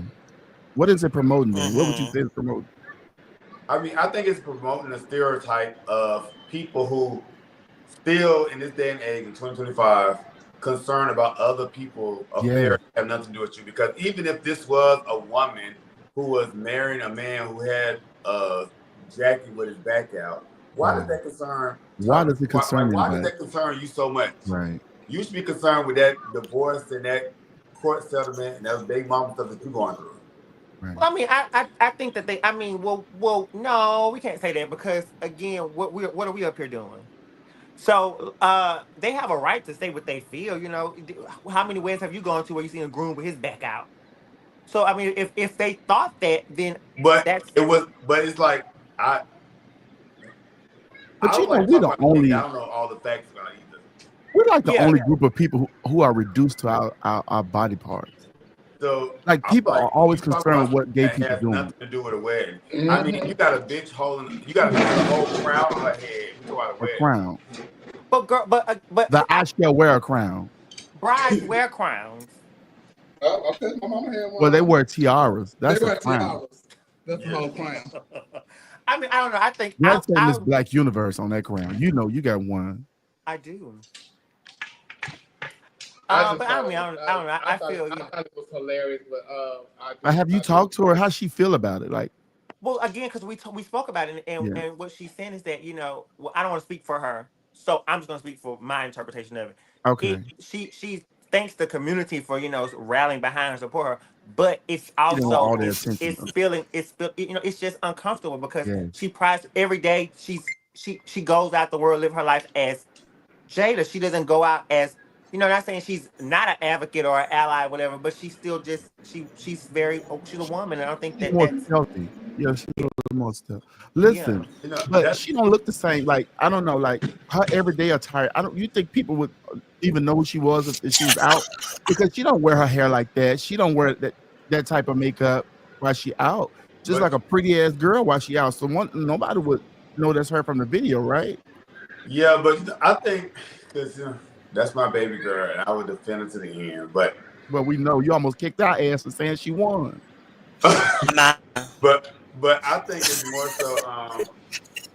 I feel bad for him in the instance because it's something that this is one of those lies that grows and people believe it, and it's not true at all. It's like they had a whole pageant. Nobody's getting married. Nobody's thinking it's a woman. Right. Man. And they're putting this narrative, and it's like promoting him as this man who may be on the down low. With his wife, yeah. And I feel sorry for him because they just went out to have a good time and look nice amongst their peers and represent their title. Yeah, they didn't ask for all this. But hey, I will say I do think in the midst of all of this that they are handling it with grace. Yes, I agree. And dignity. They're beautiful people. They're beautiful. Everyone wouldn't be able to handle it like this. Yeah, yeah. And then you can't read those comments. People are so rude and crass. These bitches are crazy in these comments. You'll spend all day long reading these bitches back, but you can't read those comments. Like those are two beautiful people. Whatever the people want to say about them, they're two beautiful people. Like, fuck them. And I don't know. I guess it comes with the territory. Shout out to the rulers. Shout out to the rulers. They look absolutely stunning this weekend. Shout out to the rulers. Yeah. They did. So that Black America was this weekend. Shout out to the Black America system once again. They have new symbols amongst us, and they had the Junior and Junior Miss on Friday night, right? Put the court up, Coco. The Junior Miss on when Dad said newcomer because they said it is not newcomer, it's Junior and Junior Miss. It tells Junior. Junior and Junior Miss and Plus and Mr. and Miss. Congratulations to the to Doré Sierra Sanders for Black America Plus. Shout out to Doré. Lavelle, and who was the newcomer king? Mariah the GOAT. And Octavian Meredith. Okay, this is Rachel's son. Yeah, congratulations. And So congratulations to all of them. And Mariah, see how things work out. Child, Memphis to tow that club up, and you done went and tore up the pageant. How you doing? How you doing? It worked out, girl. It worked out at the end. You got something. You tore up a club. That's who was running the night in Memphis when you might not have not been on the show when Memphis had the big fight and a couple of weeks ago. And she was running the night, and she had found a spot for them to have shows and stuff there, and they had this really big old crazy fight there. But they are the new court for Black America. Shout out to all of them. All of them was excellent in the pageant. Yes, it looked like the pageant was really good. The Walk of Recognition, it was 173 people in the Walk of Recognition. That was first night. In addition to 100 second night. So it was 3,169 people in the Walk of Recognition at Black America. And so shout out to Black America for letting all Shout out to Black America. To all these people walk in recognition. I don't know what went on backstage, but I saw a post where I guess some people were filling their oats or whatever and being their way at the pageant, and they were just there to do the walk. But you shouldn't go to a pageant and feel entitled when you are there to do the walk of recognition. That happened. That's true. That happened over at Queen. When you come to the walk of recognition, please put yourself somewhere in the corner and get there, because it's not about you, really. Yep. You know, they don't have to make a space for y'all or this, that, and the other, because they really don't. Do not feel entitled. Do not. So, you know, don't be coming there expecting to get dressed and have no space for. They did that the year I won. Yeah, your hair and makeup artist with you. Yeah, I disagree. Y'all want to come, girl? Would you have your pageant in a space for them? Because you know they trying to make the contestants feel accountable. And it's not, because certain spaces don't have spaces for that. You know what I'm saying? Right. So when they don't, don't go and be disrespectful and stuff. That's what I'm saying. Oh yeah. Okay. Yeah. Don't Yeah. I go there agree being with that. disrespectful and thinking you're entitled and you're supposed to have these accommodations, because you're not. That's right. But I do think. But wait, hold on. But those accommodations are just for that time. So you gonna give a whole space for them for just that time? No. But you still should accommodate people. Like, I mean, if you're inviting me somewhere to walk or to do, there should be somewhere. But you don't have to come. You're absolutely right. But if I'm coming, you should have adequate space for me to come there, get dressed, and then get undressed. So don't. You came. Excuse me. The last time I came was last year when I was Miss Sweetheart. Oh. But I mean, you got some built up pressure in you. That's why you disagree with everything. I think they had a tent. I think they had a tent for people to get ready. If I'm not mistaken, I don't know. Not a tent. Oh, not a tent. They tenting. I remember they was reading about tents a couple of years ago. No, but that ain't me. I started that shit. That wasn't the same type of tent though. That shit at Continental, there was rats outside and shit. If you weren't scared of them motherfuckers, it was different. Those was a much better tent. Yeah, I think they had adequate space this time, and the way the venue was set up, it was like everyone kind of had their own not really personal, but you kind of had like a own personal dressing room. It was really contestant friendly, I would say. I tried to walk in first night and not pay, and I saw presentations and stuff. And when it went to the second half of, I went outside, talk and mingle and stuff, and they said, "Where your wristband?" I said, "God damn." Yeah, so don't go feeling entitled. You have to pay to go in. Child, you don't told on yourself. The people did look nice for the walk of recognition. They really did. They looked amazing. Them people put their stuff on. That's like a whole category. That's like getting ready for a category. So did they still do like winners of that? Didn't they do some winners? No, of they that did a 1 year. Yeah, no, they did that for the formers. Whoever had the best former look. Oh, okay. And shout out to them. It was Amaya and Neo and Javon. They won $500. Yeah, they started chanting. You remember they said, "We won't flame." They started chanting for Neo like that. Neo. If I tell you, Neo turned. Them suits be looking so good on him. They do. Clothes look good on Neo. Period. He got the body for clothes. Neo has a body that just clothes just like lay on him. Yeah, clothes on him. Yes, they just lay on him. He can't get him for him. That's why he win them pageants. That mannequin body. Oh yeah, baby. That mannequin size. Yeah. But he looks really good. So and he got cold design. So if y'all want something made, he makes Natasha stuff. He made Natasha stuff. He made his own stuff. Trey Songz embellished it. Oh, he said, shout out to him for the suit. Shout out to Trey Songz. So we got a lot of people, y'all. I know people didn't get their suits and stuff the other day, but we got a lot of people in the community that can do this stuff too. You know, we got Trey Songz, we got I think Pache do it. So many people embellishing stuff now, so you ain't got to stop just at one spot. Give new people a chance. Sewing cakes for people and stuff. So. I saw Give people a chance. Give people a chance. I had the opportunity to hang out with Fuddy both nights. I love Queen Fantasia. Queen Fantasia and King Angel, they had looked nice at the wall. They looked amazing in their lavender purple. I love it. Who else looked amazing? They lavender and purple is my court, Zion and Aja. They did look amazing. They did look amazing. They did look great. Fucking beautiful. My brother's handsome. Yeah, they look great. I love the son they perform. She look like Tegan up there performing with Look like who? Tegan from Scandal. The lawyer lady. Oh my God. The lawyer lady. Yeah. She looks just like that. With that bun. Every time she wear that bun, she looked just like that. Like her.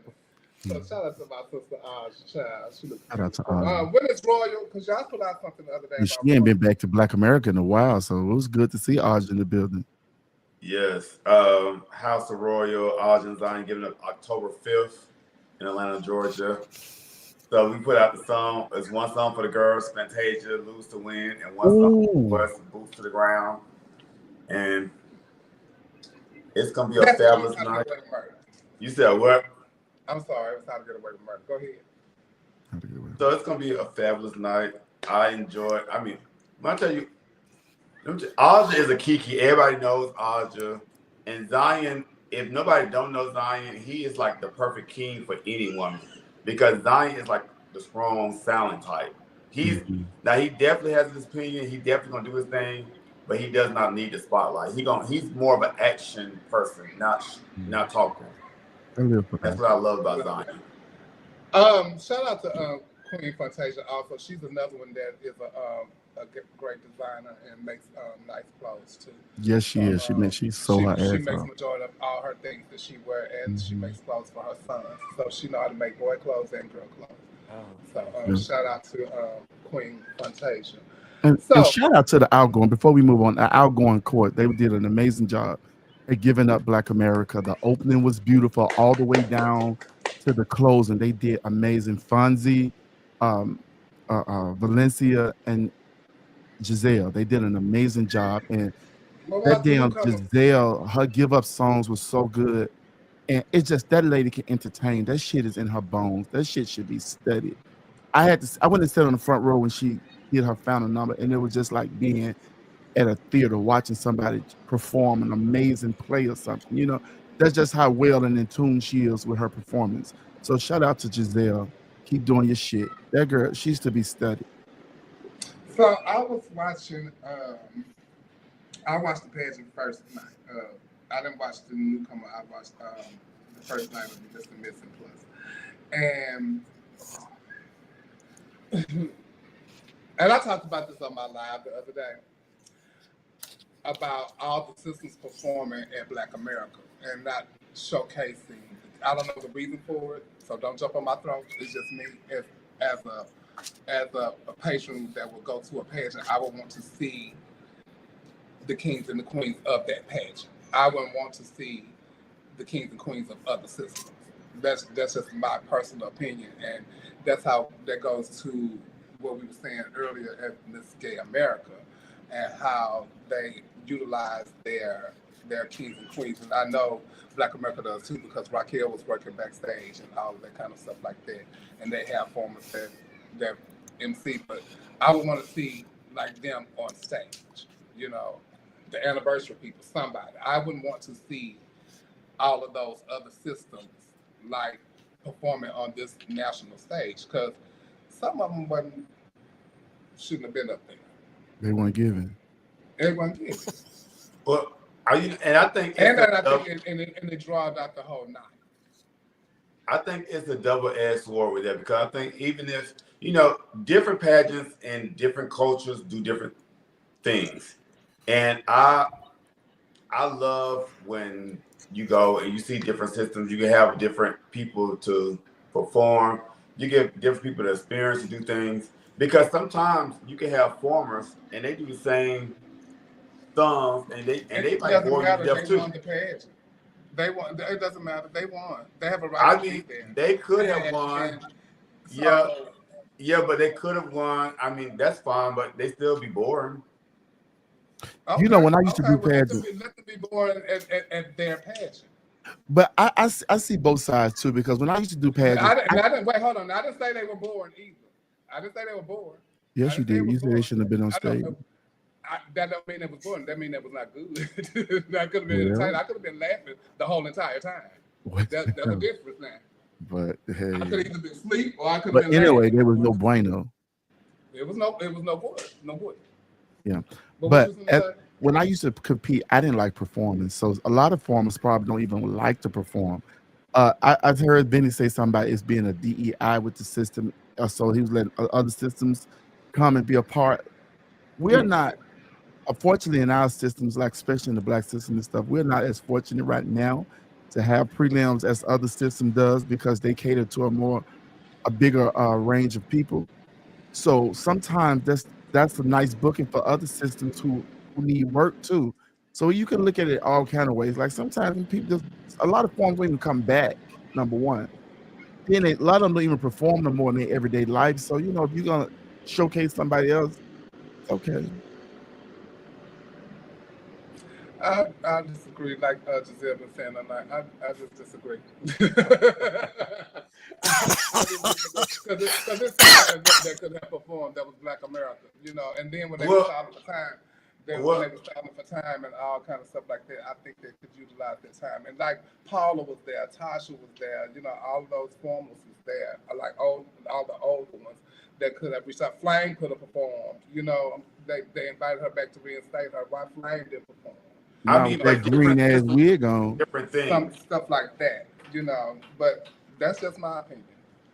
I mean, different systems do different things, and like you said, you got to know where you're going, and down here and where you're going, they're gonna have different systems to showcase. If you're gonna MBU, I mean, they performers perform. I mean, you know, some systems have their performers perform, others have others perform. It is what it is. And if somebody else, if that's your pageant, you do what you want to do at your pageant. That's what I said about the walk in space. You do what you want to at your pageant. That's why I said it's my opinion, and my point of view. Yeah. So, but that's how I felt about it. But I just okay, because we let even at US Bay, they let others perform, but they perform on like the Stars Night. You know, and Black America, they did have performers perform. And Miss Gay America, they have other people perform, but they perform on the show night. Yeah. Not so, you know. So they had other Black America did have performers perform. So if you didn't see the performers perform, then maybe that might go to your point that I mean they was a wonk because they had performers perform. I said I watched the first night. I didn't watch the second night, so they probably was on the second night because I watched the first night and it was all majority of the systems performed first night. Now I don't know about the second night because I was out about it. So that's probably what the night was when they utilized those. Also, the fabric. Everybody was wondering what fabric I was talking about. That fabric is a beautiful fabric, but it was a fabric that who had it on? A girl had it on in blue. A girl wore it for sportswear. She had it in blue for sportswear. She had it at the top. She had some other fabric at the bottom. Who else had it on? Q-Tip had it on. And Miss Thing had it on. Her dress is pretty with the flower on it from Florida. What the name is? Asheria. And it wasn't that, and I don't want people to think that I was saying the dresses was ugly, and I was just tired of seeing the fabric. That's all I was. And I was just making a cute little joke, but I was tired of seeing the fabric. And some of them wasn't made right with that particular fabric. And the one that was made right Ashira's dress is made right, and I think that Q-Tip's dress was made pretty. I think it could have had some what you call it, alterations done differently to it. But she looked lovely. She looks absolutely lovely. Q-Tip was amazing in that pageant. Shout out to Q-Tip. Shout out to Q-Tip because she did her homework. Her gown looked so lovely. The fabric of the gown was so amazing to me. And they look rich. All her stuff looked rich all night long. She spent a fucking coin. I'm telling you, people like Q-Tip, I don't know if Q-Tip made the pageant exciting. I mean, it was a lot of people that made the pageant exciting when they came out. The boy that got first runner up, whatever his name was, he was Ezekiel, King Ezekiel. Yeah, I mean, he saw a wheel way up in the middle of the wheel. He was good. It was people that woke up the pageant. Akira in presentation, Dontrell in sportswear. Yeah, Kyria in sportswear too. LaBelle in formal wear to me. It was just like LaBelle sportswear was beautiful. Yes, it was. I think he started that overcoat thing on top of the suit. I think he was the master of that design. Yeah, LaBelle be giving me like a pimp. Like a rich ass motherfucker. He like be out looking for his money. Yeah. Like he from Detroit. Detroit player, baby. Every time I think of LaBelle, I always think of the Lean On Me talent. That's like one of the best male talents I've ever seen in my life. Mm-hmm. Who did it? It was his talent. Who won the categories? It was a lot of ties. It was a bunch of ties. A lot of ties. Yeah, a lot of ties. Yeah. Oh, okay. Yeah, but I think Akira won like presentation, sportswear, talent, and some ties and all that. I think LaBelle won every category except presentation. Mm-hmm. Akira and Michonne, did they tie for talent? Yeah, they did. Yeah. Okay. I'm okay. So I'm so happy that Michonne won because not only you happy for people because you see their journey on stage, but you're happy for the person individually. And she's somebody who off stage and just knowing that off stage person, I'm just happy for her to get that like check off her box. Right, because she's been coming for a minute and she been getting like first runner up the last 3 times she's been. I'm happy to see her win too, And she don't do no lot of pageants. I think she set her sights on that pageant, And Sweetheart. So to finally get something that she aspired to. Black America and Sweetheart, she's ran for multiple times. Yeah. And I'm happy I'm ready to see her in this role. I love to see when people go after something, they finally achieve it. That's a beautiful thing. I don't care how many times it takes. You can win on your first try or your 15th try, as long as you get it. It's what you want, it's what you think is important in your life. And when you give it your all. You give it your fucking all. Regardless of everything, you make your reign about you and nothing else, and don't expect nothing from nobody. You do everything that you want your reign to be for yourself. Yeah, Tim LaBelle is the new age Tim Bohart. He gives out that judge. That was a post that Sandra Lopez had made about distraction for distraction for the contestants. Can you put that post up for me, Coco? Oh, that's too long. No, that's not the one.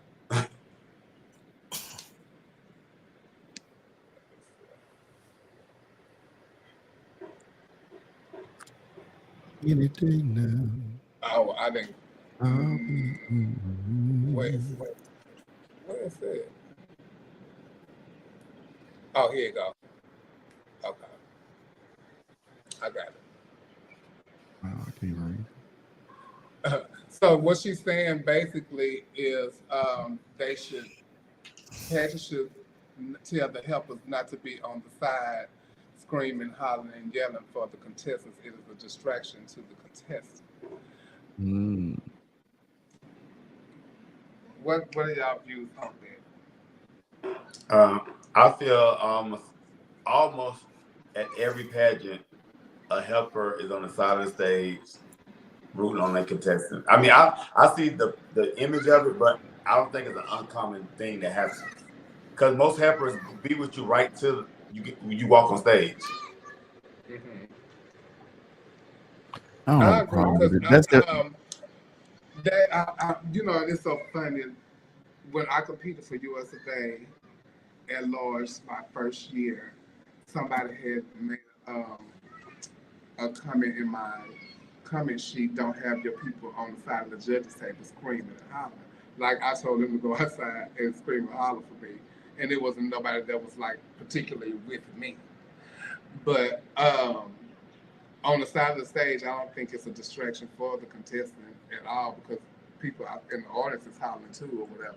And I think it's just that maybe when she watching it, she could see them on the side. I don't know, but like ain't nobody really paying the people on the side. Aren't most helpers like most helpers come to the stage with you right down the side of the stage anyway? So yeah, so I really didn't see the problem in that. Yeah, I don't see the issue with that either. No, I didn't either. Now, what I did think Hey, was Miss Sweetheart. Hey, Miss Sweetheart.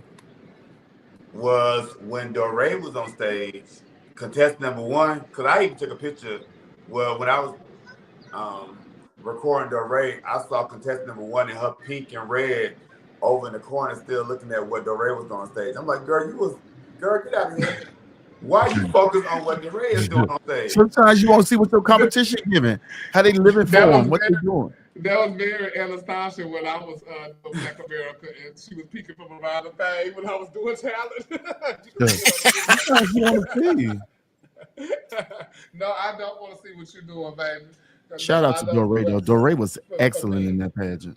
And I want to say that Doree's speech was so impactful. Like to me, I feel like her presentation speech alone won. Oh my God, it was very few words. Yes, but it was so impactful. Yes, oh my God. Doree showed up and showed out. Doree can't do a pageant. She old school and new school, and she schooled them, and she won. She was so good. So and she just had a oh no, she was so good. Quentin. So Quentin has been in the news lately, and he was doing contestants things for them. Lavelle was one of them, and Matthew was another one, and I'm not sure who else stuff that he was doing, but neither Matthew nor Lavelle got their stuff. This is a post that Quentin had posted today. So neither of them got their stuff. I don't know if he brought Lavelle his stuff to the pageant, and Lavelle had to make provisions to do something else. But Matthew didn't have his things at all. So Matthew had to do the category the next night. And it was Regina.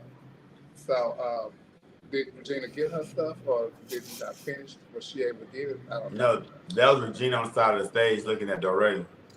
Oh,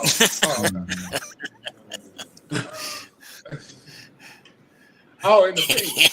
Yeah. Oh, okay. Oh, so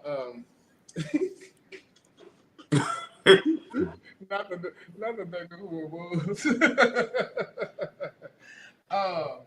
So there were people saying that he got into it and got escorted out the pageant for whatever reasons. I don't know what it was, but I did hear allegedly that he was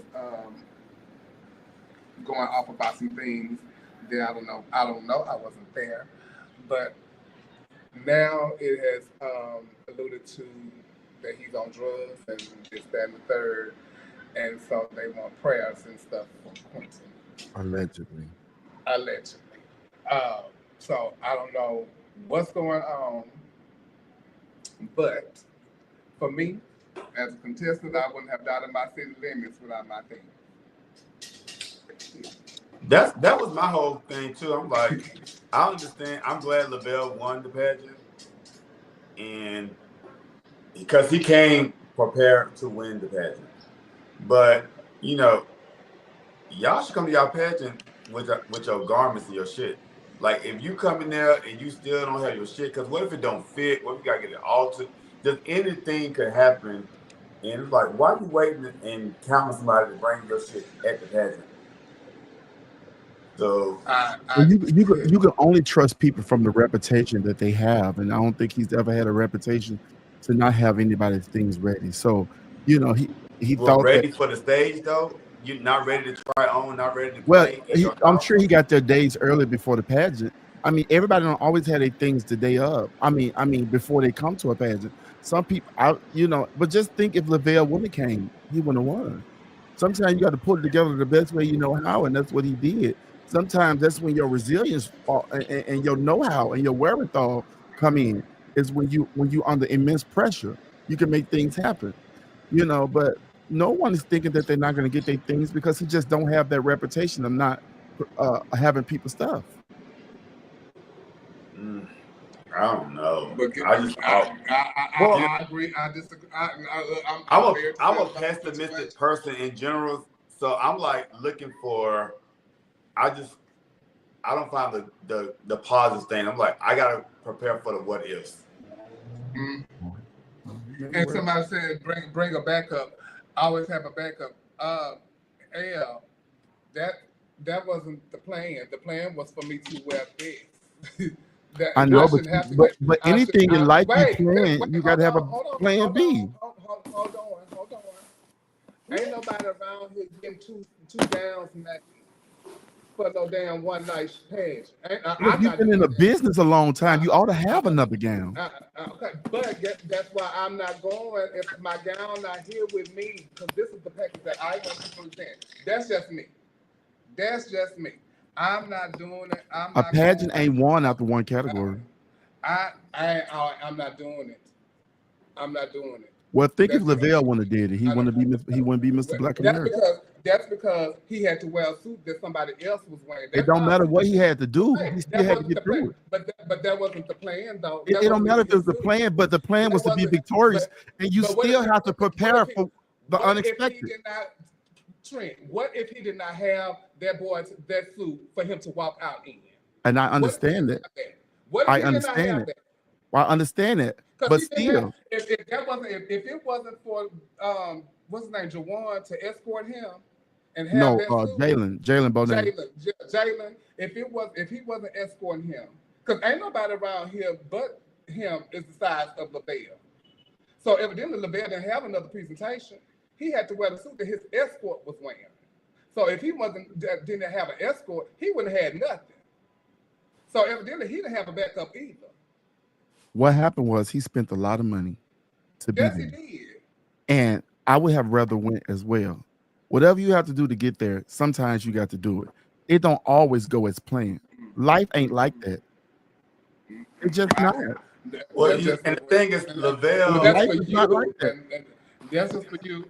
Lavelle is like he teaches the other people coming behind him and people currently with him. The level of professionalism that man displays and the attention to detail in his package. Like, because outside of all of that, the attention to detail in his package was so like beyond other people. He's a great competitor, like amazing competitor. Yeah, he really is. Shout out to Lavelle. I just can't go to no pageant. But I still, and when I came out, I was not the like, clothes. I just feel a certain way because when I came out, I was like with Sasha Valentino, and it's like one of the things where you had your shit in your place weeks before the pageant, a couple weeks before the pageant, where you were able to play in your stuff and do everything. And yes. So that's the age that I grew up in. So that's the age I grew up in too. And Trent did too. So this was like I'm not saying I have your stuff, but I'm saying in the moment that it does not come, what do? You got all these promoters' money, people that have spent money on you. Now you're gonna say, "Oh, I can't do it because I ain't got what I want to wear." You still got the show has to go on. When do we get to the point where I can't do it unless I got this or unless I got this?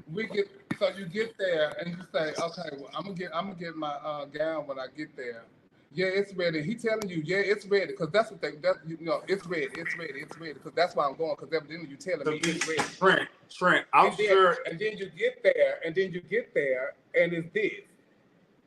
Well, Trent, even in your profession, Trent, I'm sure when you go out of town and you do your client's makeup, you probably have a whole makeup kit that you take with you. But what if I told you, oh, just come and I have makeup for you when you get here? Are you gonna trust that? Well, say my client told me to do that, and I got there and that wasn't the case. No, but the thing is, let me just say this, and that wasn't the case. I had to adjust. Life is about adjusting. You're not gonna always be able to do it to the level you want to do. And if you ain't got what you need, you have to adjust. That man adjusted.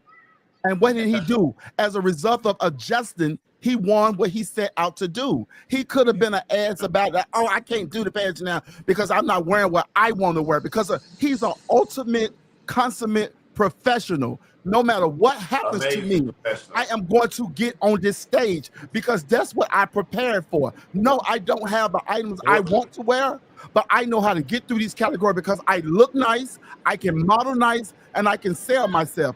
I don't have what I planned on wearing. I'm saying, still going to win this pageant. Come on now. For him, it worked for him because I've seen that work for a lot of people. Well, I've seen that work for a lot of people. I'm saying it worked for him amazingly, but I'm just saying in practice, it's not best practices to do that. It's not, but in case it does, you have. But I'm just saying, I'm speaking in general terms. It's not best practices for that to happen. But I think ultimately, because I'm sure everybody have worked with Quentin, and he has such a good reputation. I'll trust that you'll bring it and it's gonna be ready. You know what I'm saying? Until it's not ready, I don't think Lavelle thought that this was gonna happen to him. You know, he thought that, okay, well, yeah, this is my brother. He's gonna have it ready because he know how important this pageant is. Gustavo ain't had people gowns ready. They still had to do the pageant. Marcus, Savannah ain't had people shit ready. They still had to do the pageant. Gustavo wasn't bringing them the dress that night of either. But there have been times where he hadn't had their shit ready, and they couldn't wear it. So what do? You still got to go dance. You still got to go to the event. So you telling me money has been spent? You telling me you can't do it but one way? You telling me it's only black and white? You can do it only one way. You're not even saying no. That's not what I'm saying. I'm not saying that. And that's not what we're saying. We're not saying that at all. Now, of course, okay. When I went to Miss Gay America Film, I bought a couple of dresses with me, but I don't leave without my shit. I'm not leaving without my shit. Now, if I have a backup, then I brought a backup. He did not bring a backup, Trent. He did. Let's be honest. He did not. But he made it work. Is all I'm saying. He made it work. Okay, but he made it work. He was there already. But was he supposed to drop out? Was he supposed to drop out because he didn't have what he wanted? Nobody say he should have dropped out. He should not have dropped out at all. I'm saying. I'm saying as a competitor, if he did not have that boy escorting him, he would not have had nothing to wear. And that is correct. That is correct. I don't negate what y'all saying, but what I'm saying is y'all are saying that if you don't have what you need before you get there, then you can't do it. No, that's not what I said. That's not the pageantry I grew up around. That's not what I said though. But I'm saying, and I'm not speaking for Lavelle only because we talk about other contestants. We talk about the boy that couldn't do sportswear Saturday night and he had to do it Sunday. So I'm saying, if you know that you're coming to a city and you don't have your stuff, still have a backup because you don't know what's going to happen when you get to the city. I'm not just talking about Lavelle. I'm talking about that's not what Lavelle said. If she don't have what she intended to wear, that she was not going. That don't make me seem like I'm losing my goddamn mind. I heard what she fucking said. Well, I'm saying what I was saying though. I'm talking about me. For me. But if I know that I have something else that I can take with me, then okay. Because that wasn't what I planned on wearing, but this is what I wanted to wear. And if this is the look that I plan on giving, that's what I want. So I'm not going to go to the pageant with hopes that you are going to have my stuff without having a backup. Well, I'm not doing that. I I'm guess not doing that. I'm a different competitor because I guess I believe that I don't And know. I give myself time enough so I can have my stuff. Giselle. Well, I'm from a different era, so I don't need no backup, bitch. This go what all I got, and then not. But let me finish. But I made it the day of the pageant. There have been plenty of times I was making sportswear, but I had a dress from Sasha Lauren. I didn't get it till the day I needed it. When I did Continental, FedEx lost my hair, but I had to figure something out. So I think the point is that when you're there, it's not no turning back. I'm here at this point, That's so okay, all I'm now what fucking can we saying. do? That's all I'm fucking saying. I'm not gonna argue with you about why you ain't finished my stuff because That's all that's I'm a fucking big. saying. It's still the show got to go on. It's like, well, what we can do now?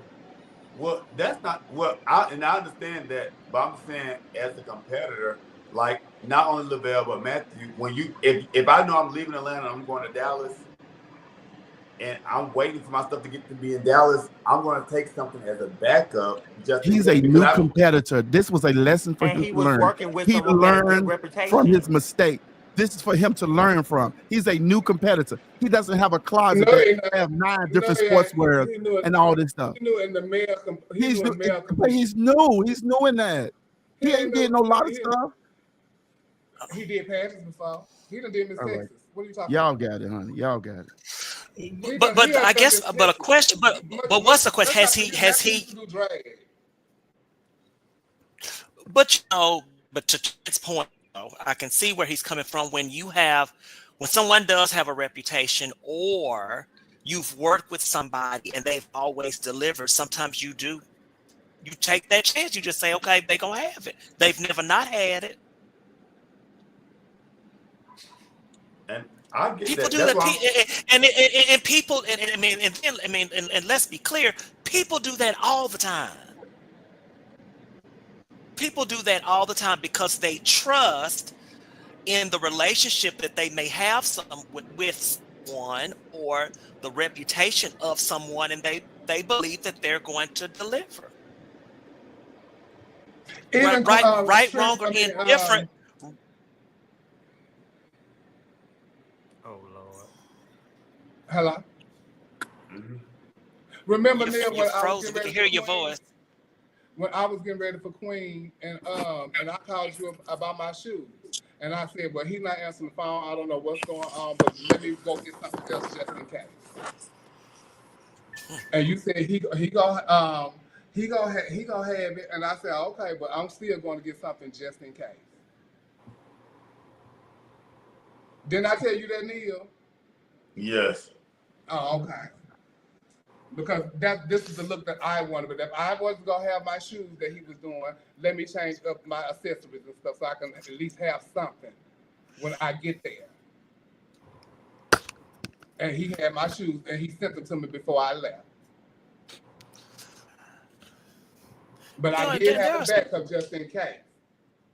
Because I knew the look that I wanted to produce. Now I wasn't gonna say he didn't have my shoes, so I wasn't gonna come do a pageant. But that's shoes. If you tell me my gown is ready, okay, you got my gown, and then I get here and it got glue stains all over the stuff. So now I didn't bring a dress, But I'm not even going because I'm gonna ask you first. Okay, well send me the pictures. Let me see what's going on with it. So that's why I didn't understand either with Matthew. If when you was talking to him, he didn't send you the pictures of progress or stuff because you're supposed to have a communication with people, especially when they're doing stuff for you. Okay, what's the progress of this? What's going on? You need anything? Everything is good, So just let me know and send me some pictures. So because just let me know how I gotta move, just in case I need to have a backup. Mm-hmm. But if I did have a backup and you send me something and I'm like, oh no, I can't go to this pageant without that. No. Or pull something else out the closet. Child, what else is going on? No, that's what was going on. That's exactly what was going on. That's what's been going on all day for the last 2 days.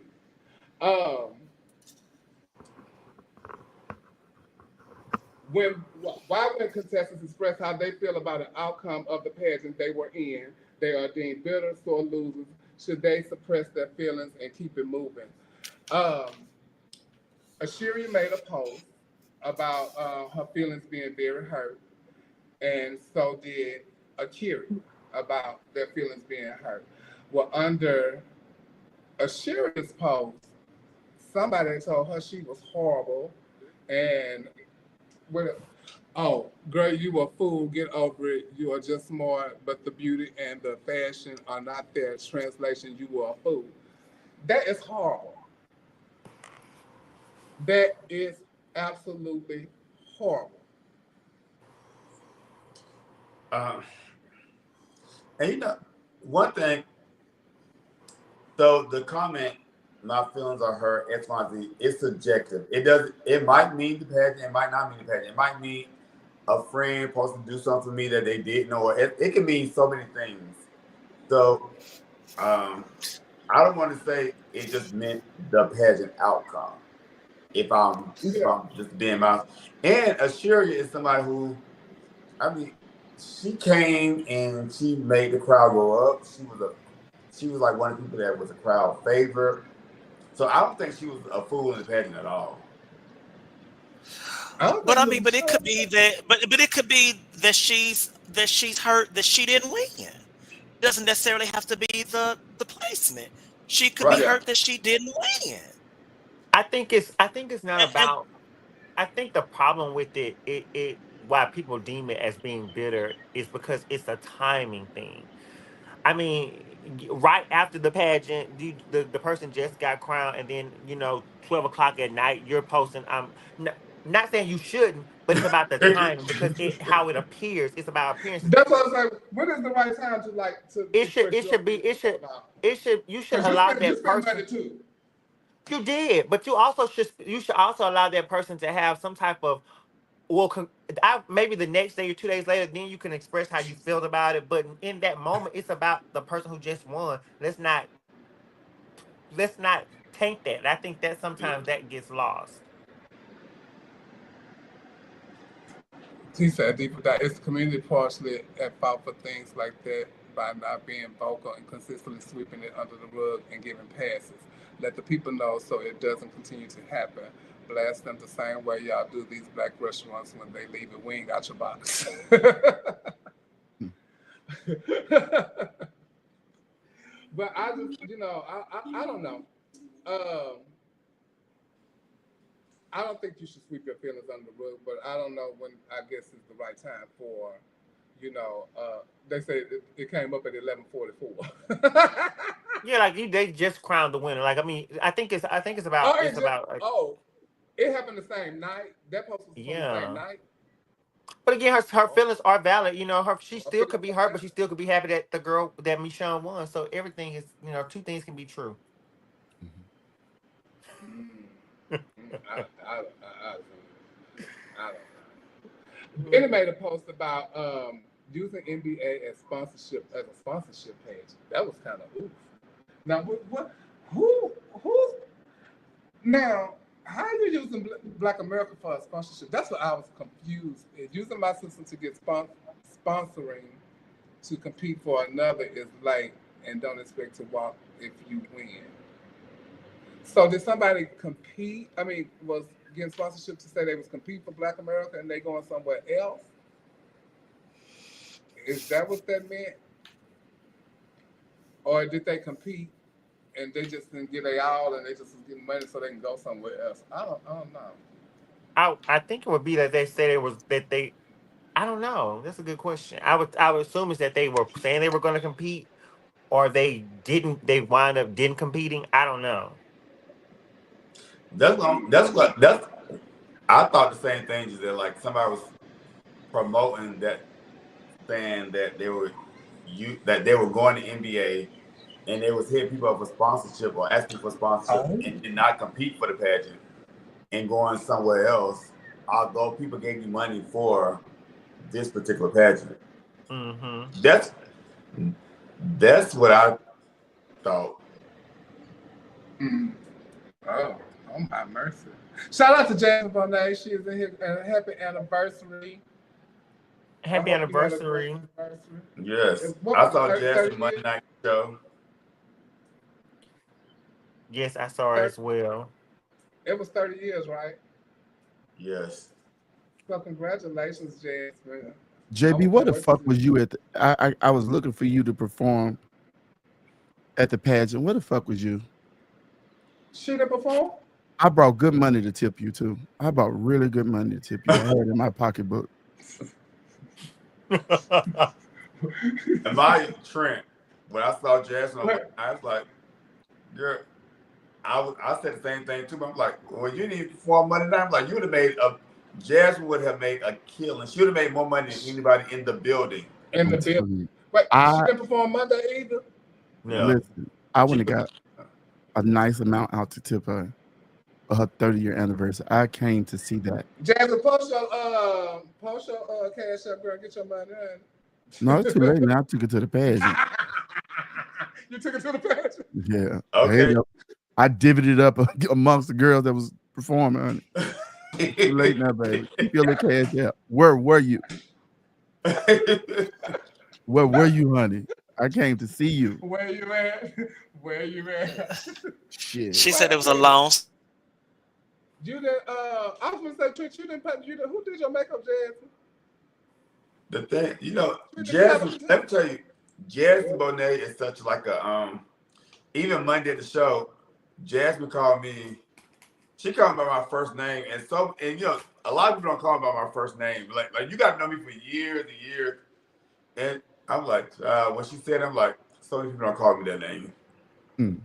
But Jasmine is such an icon. Yes, she is an icon. Like when she comes out, and if Jasmine hit the stage and just stand right there, she can sing Patti LaBelle ABC from Sesame Street and make $1 billion. Yes, she can. Yes, she can. Yes, she can. And I know she looks beautiful, child. I know she baby. I can't wait to see what and she's such a sweet lady. You know, she's just her aura is just so sweet and so kind. You know, at least my interactions with her. So she's such a sweet, beautiful person. Jasmine, the first girl I seen, like we were so stoked to see Jasmine. Jasmine was booked in Memphis one time, and we were so stoked. We're like, oh my God, Jasmine Bonet here. Oh my God, I can't wait. Jasmine hit that stage. She's so good. Jasmine had 3 pencils. I said, I can't wait to see her paint. Jasmine had 3 pencils, a black one, a burgundy one, and a brown. She painted her face by marking her face and rubbing that shit in. She was so motherfucking beautiful when she hit that goddamn stage. I said, it's no way I can recreate anything like that with just pencils. Shout out to JB. JB has made it work. I used to deal with the compact mirror and the flashlight. One time she had put the light up on the thing in my house. And she had got in the corner, child, because Naisha was over there, Sasha was over there. We was all in parts of the house getting baby, and she got in that mirror with the compact mirror and got painted. I said, oh, I wouldn't be able to do that. But I've done it now. Don't play, baby. Don't play. When I was in college, it used to be this boy I used to deal with, and he had a picture of, I didn't know it was Jasmine at the time, but she was like sitting down, she was like kind of sitting down, but she had like this afro on. And it was like a promo picture. She was like, I want to say Black Universe or something. But I just like, who is that? Like, because he would have his family and stuff. But he's like, oh, that's just somebody I know. So I never questioned the picture. I came to Atlanta my junior year in college for spring break and went to the Monday night show and saw her. And I'm like, oh, that's the person who in his damn room. So when I went back to Tallahassee, I'm like, oh, you know more than I think. I know you know more about the lifestyle than you let me on to believe. Baby. So I thought he was one of the boys. I thought he was one of the boys, and he's like really one of the girls. He's one of the girls. So that was a guy that posted about, so they've been doing these posts about sponsorship since we talk about sponsorship, and he's going to I don't know. Pecan State. Pecan. Okay, put the thing up, child. So he going to Pecan State. Before we talk about that, how do y'all feel about people asking for sponsorship for pageants and that bring the same package to the contest, but they ask them for sponsorship to go to said pageant. But when you get here, you got the same stuff on that you have been wearing for the last couple of two. Well, but to be fair, it ties back to what y'all just said two topics ago. If I'm getting sponsorship to get new stuff, but if my new stuff is not coming together, then I have to pull out my old stuff. So I don't think there's anything wrong with people asking for sponsorship. The whole package, because they had made it like this shot had everything new in the pageant, so he could just take that stuff and go to this pageant. So, but he I don't know, asked him Giselle, when you won Ebony Newcomer, did you get sponsorship for the next year? Because you wore the exact same package back the next year and won. Did you get sponsorship? You had the odds and ends you had to pay for. So I wore the same gown for 3 years at Ebony Newcomer. I wore the same sportswear twice, and then I won Black Universe with the same sportswear. So I'm a very frugal competitor. If it wins the category, you'll definitely see it again. But yeah. So I don't think there's nothing wrong with asking for sponsorship. Even if I have to wear something, I still have to get in the cleaners. I still have to get hair for. I may want to change the accessories. So yeah, why not? Because odds and ends are expensive too, I guess. That's what costs. Hopefully you change the hair and all that kind of stuff. The jury. Yeah. They Natalia unspoken treasures, baby. It's something different if you're sponsoring somebody a whole entire category and they bring something. Oh, that's something different. But giving somebody $100, you ain't sponsored nothing for real. Oh, don't act like that. Shit, you sponsor something. No, they sponsor your stockings. It's a lashes. It's a lot of things that you can get. It's a lot of little knickknacks. Yeah. But so they under that post was Amari. Coco, you still there?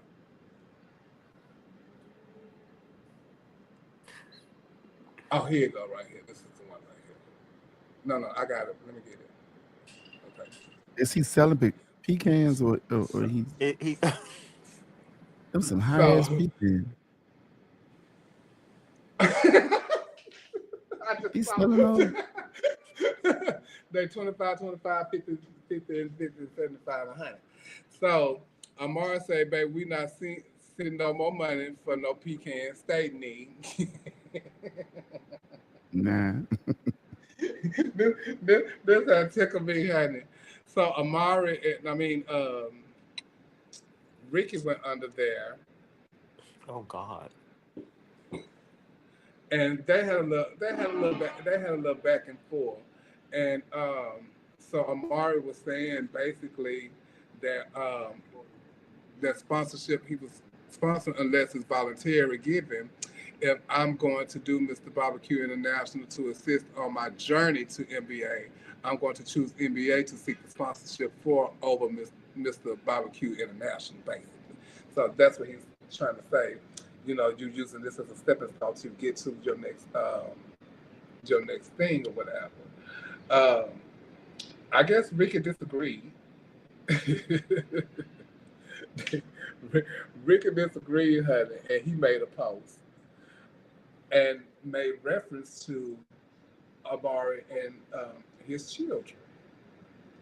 And play the video, Coco. To go ahead and start Barbecue International. I support you. Even if you want to go ahead and continue your work with GQ or Forever Bath, I support you. Or emceeing at Peach State, I support you because that's what we do in this community. We support and uplift each other. But please remember, take heed to this one thing I'm about to say. You've always been 12 years my senior. You're an elder in the community to me. We're not in the same age bracket. We're not friends. Stop mentioning me for likes, clicks, and views to do this thing where you want to be young, and stop doing that. Get with someone who's one of your peers, one of the male leads who are one of your peers in one of your age bracket, and do that with them. We're not friends. Stop mentioning me for popularity. Get back, Grandpa. Get back. I'm a bit concerned about that. Ooh, what? I didn't think. Well, I didn't get like. I think he thought Amari was reading his system because that's their system. That's him and Maya's system. Pecan. Pageantry. I think he thought Amari was reading, but Amari wasn't reading. He was telling this young man that you don't need to always ask for sponsorship for the smaller things. Wait till you get to the bigger pageants, and then you ask your people to show up and show out for you. And I think that Ricky took that as a read to his passion, but it really wasn't. No. Yeah. Oh my God! And when y'all could have simply just like called each other and said like, "What's up?" Because evidently they have had a little tip before, and Amari said, you know, I've gotten to the point where you know we've squashed it, me and you, and you know, I feel like we can talk whatever. But you went into saying something about the put the post up about the children child. It's a that one. We live in a day and age. People have whole newborn babies at home and still have time to jump on fake Facebook pages and stir drama. One question, ladies and gentlemen, who amen these type of men who stir drama? Time to men and time to be men and stop calling ourselves a punk. And you're about to be 50 soon. Where does the ageism thing come from all the time? When people But think that's age a read for real? in the gay community. Definitely is a read. It's But definitely a it read. is a blessing to get older. It is a blessing to be seasoned in this community. So many people that I know have been killed, has died from HIV/AIDS complications. So many people have left here Cancer, and did everything. not get a chance to see this beautiful life all the way out and do things that they never thought they could do. So when they always reaching for age, it is a blessing to get older. Your dick ain't gonna get hard as fast as it is used to, but it will get hard. Certain things change up on you, but here's the thing. Stop using that dumbass shit as a read. Because I thought him was the same goddamn age. I didn't know that man was 12 years older than Ricky. So Ricky's 30. How old is No, He's Ricky gonna ain't damn 30. He's gonna be 42. He's gonna be 42, I think. I don't know. Who's going to be 42? Amari. Amari. So then Ricky's 30. Oh Ricky wow, can't 12 years. Wow. Ricky can't possibly be the 30 years old girl. I just think that I don't like the age reads, and I think sometimes it's some stuff you don't have to always address, like you know, like. But I guess It's so stupid and childish to me. Yeah, and it makes no sense. When did Amari didn't mention him? He just came under the post, right? Mm-hmm. He said, "Stop mentioning me for likes." I just think when people feel like I don't like Trent doesn't like me. So the slightest thing that I feel that Trent said about me, even if it's not saying my name, I feel attacked. So now I gotta respond to it. And I think that's one of those things that you gotta respond to it. And it doesn't even probably have anything to do with you, but you feel like you are attacked. I'm baffled. And he said that I have again was chosen for keeping my daughter's name in his mouth here recently, but I thought it was squashed between us. So hey, I'll be grandpa, I'll be your elder, but also add we're not in the same tax bracket either. Ooh. And also you look 12 years my senior. Also add I ain't scary and I am usually in Atlanta alone. And he went on to say some other stuff. But you don't put kids in whatever kind of, beef y'all have with each other. But Rick, I hope it seems like you probably took that out of context. And I think he took it out. I do think he took it out of context because it wasn't. And it wasn't a dig at his sister. I didn't read it as a dig at his sister. I didn't either. And I feel like Amari also is Amari is a person who I ain't gonna start it, but once you introduce me to the conversation, now you don't. Now I'm not gonna stop it. At the end of the conversation, he ain't gonna get into nothing. He a very calm, kiki person, fun person. But now you don't introduce me to the shit, so now I gotta be with the shits now. Because Amari is a good time. Mm-hmm. He is a good time. And he needs to publicly apologize for talking about them men's children. Right? Them innocent babies ain't got nothing to do with what you got problems. So you don't do that. We're going to just take care of your babies, of course. Shut up, Lapapio. You telling a goddamn lie. We were talking about your name, the age of your goddamn name. La Papia. La Bertha. La Betria. Baby, that name belongs on a 79-year-old woman that still drives herself to church in her 1978 Cadillac sedan DeVille with the big tire in the back with the mayonnaise and mustard on the motherfucking tires with the Vogues, the Trues and Vogues on it, and get out every motherfucking morning smelling like mothballs and motherfucking white diamond, and gives out nothing but peppermint and that strawberry candy that don't nobody know the name to. That's all we were saying about you and age. Somebody that wear all white on Sunday. Jasmine is in the queue, y'all. I didn't know that. Hi. I know. I sent Jasmine. I sent Jasmine the link.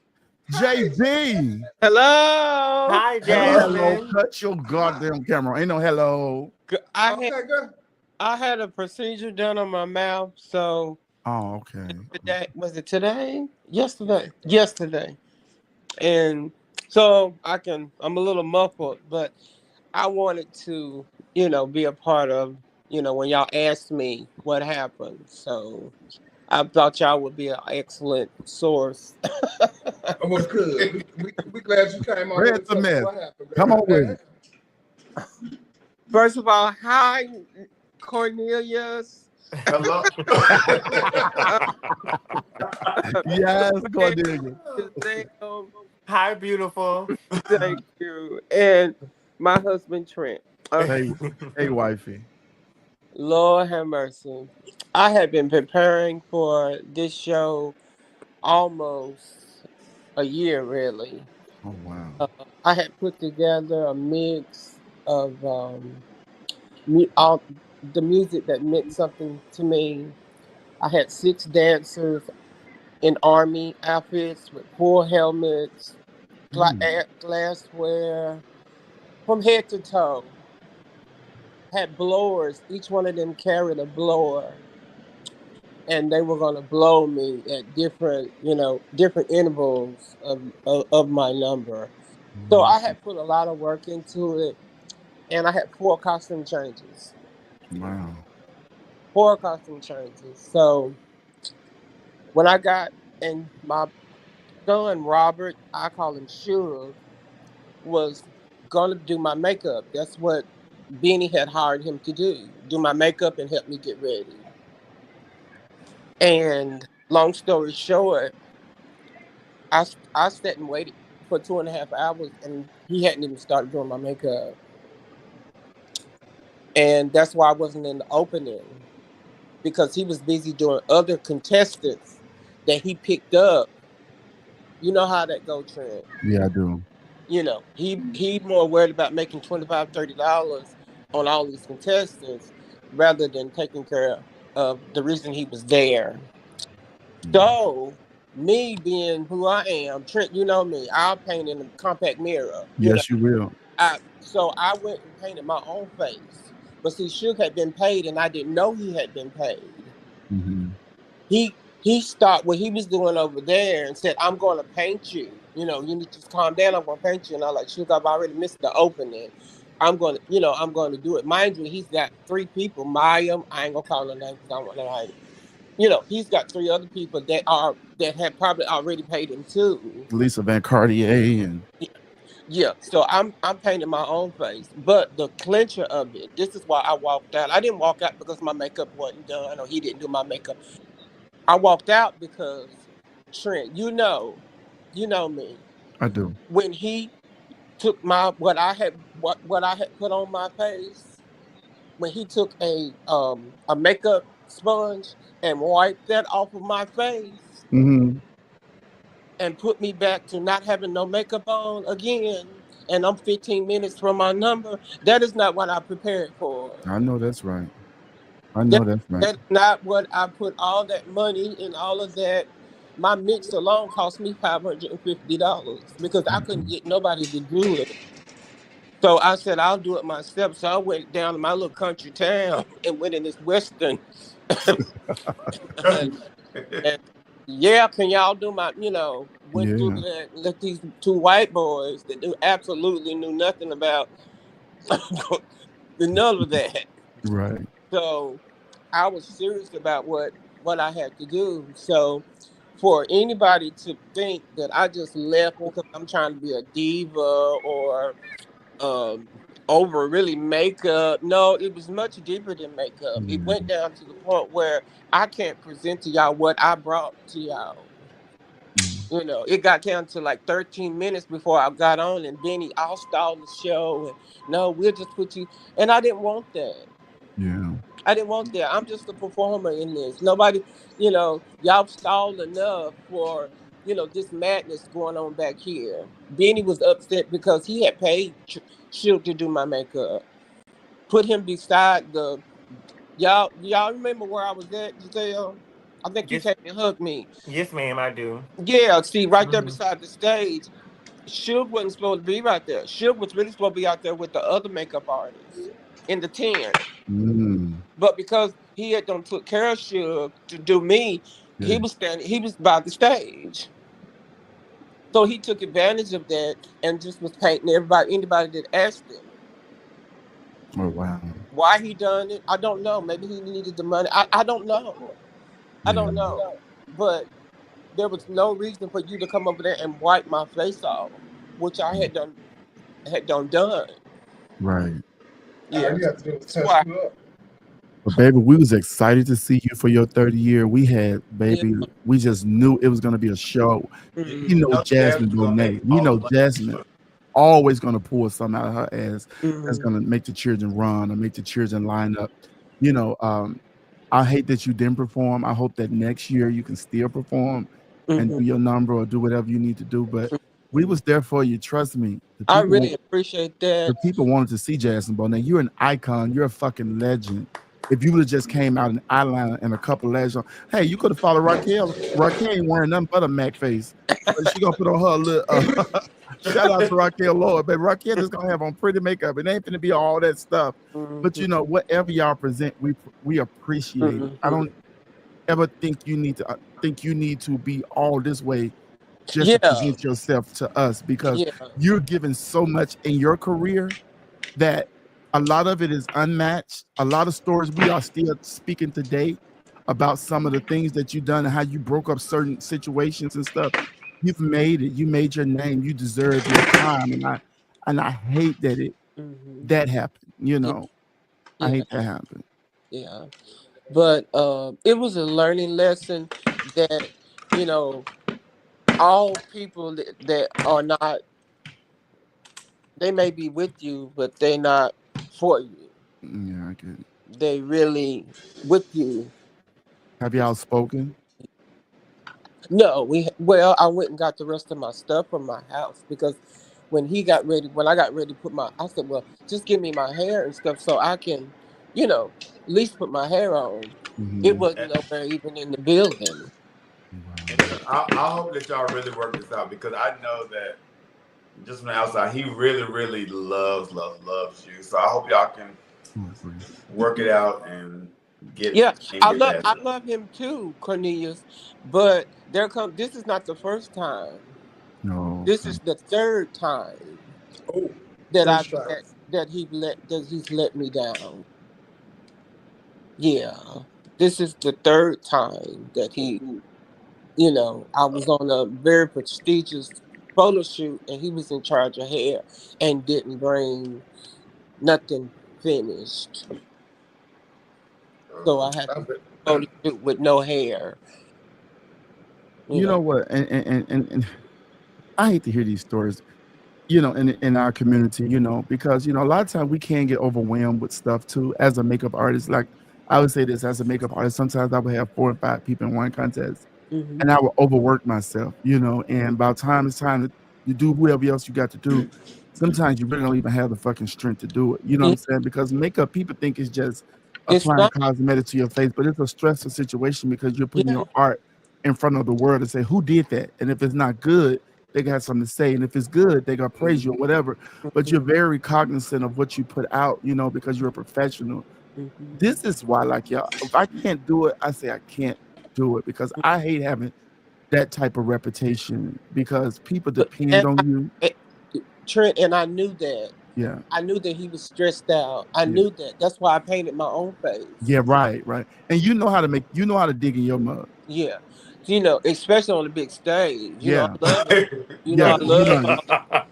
I would do Jasmine makeup. I'd turn around for a minute. I go to the bathroom or something. Jasmine reworked her whole face. I said, shit, I give up, girl. Go ahead. You're so stupid. I love you. They asked me what you. you have other than I said nobody but trend. I would have did it too. And I didn't want to do no makeup. I would have did it. If you would have told me, hey, I'm my 30, I want you to do you know how I show up for you. It's always love. Y'all heard that. Y'all got that on film. Yeah. I would have came, JB. I really would. I would have pulled out my little kid. Church, I would. But the reason of the core of it, it's really not about shielding not painting my face because I'm a professional. I've been doing this for 30 years. That's how it made you feel.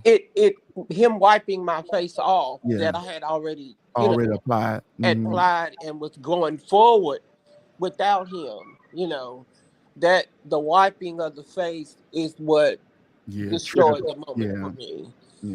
Yeah. So I didn't want to bring that to the people. That is not what I prepared for. And then you was thrown off now, so you can't get into your performance like you want to. No, I get it all. I get it all. Yeah.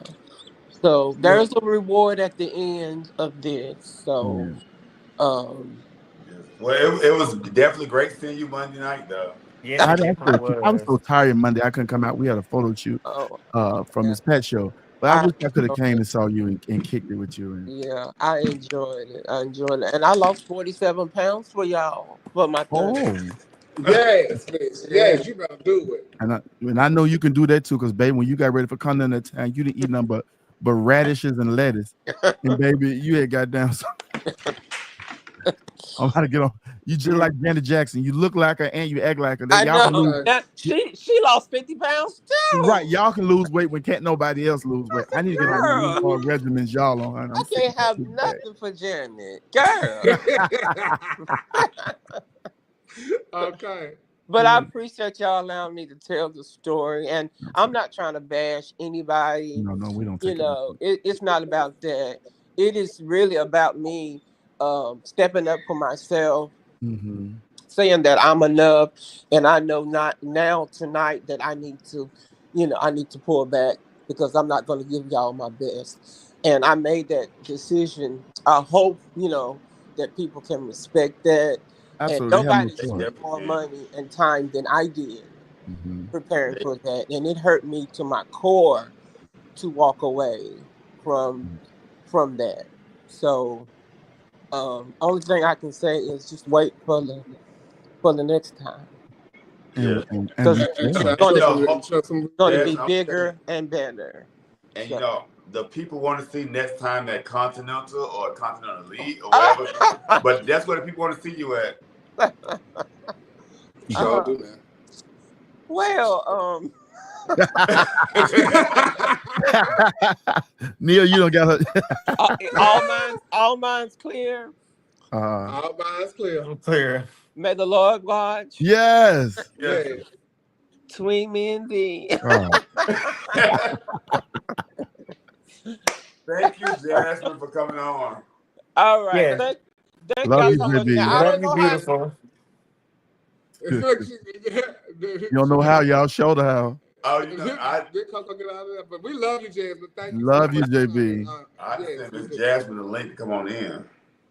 Okay. Yes, good. So, child, Giselle, thank you so much. Trent, thank you. Neil, thank you. Dominique probably had to go because she got a child over there. Yeah, her internet was acting up.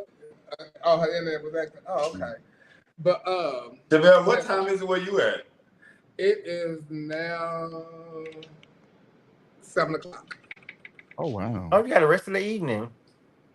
Oh, baby, you finna go out and party. I'm finna go out. This is my last night here. I leave at 8 o'clock in the morning. So I'm getting ready to go to dinner and then I'm gonna go. Shout out to Raquel is in the comments. Shout out to Raquel. Hey, Raquel. I tell you, Raquel was all over the pageant this weekend. I was late, but seeing Raquel all over the pageant. Working. Yes, working. And let me tell you, when you have systems that say, we can only pay odds, evens, this year, that year, anniversary, X1, get you a job that you're gonna get paid every year. Yes, Lord. Yes, Lord. Raquel, when I tell you she does her job. Oh yeah, she do a job. Yes, God, Mia. Get your job, but get you something involved. Baby, Raquel was running that thing, so baby, somebody left some balloons that they walked up the stairs with, and they forced her, baby. Before they came out, she had went and got the balloons, and I said, "You better work." I never understood how the balloons that float up in the air. They was heavy burden laden. But they blow up. Y'all was blowing them up like this. I never got that. No, it had that weight on the bottom. Oh, the weight on it. I was like, bitch, why these balloons didn't go nowhere?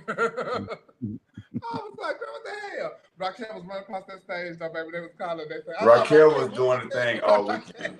And then I seen a video of her the next night looking pretty. Oh, yeah. Dollars. Yes, ma'am. Shout out to Miss Continental. Continental. All right, y'all. It has been an eventful night, and we are glad to be back. We will see y'all next week, and hopefully y'all be good this week and don't give us too much to talk about. But if you do, we will definitely be right here to give our point of view. So thank y'all so much for tuning in. We love y'all for free. And good night, everybody. Y'all be safe out there. Good night. Good night. Ooh, honey. I gotta go. I gotta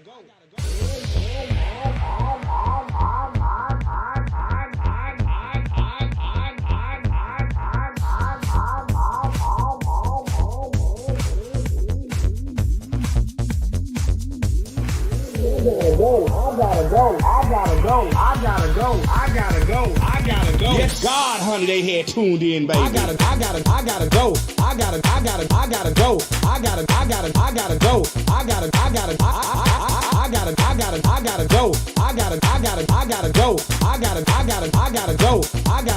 go.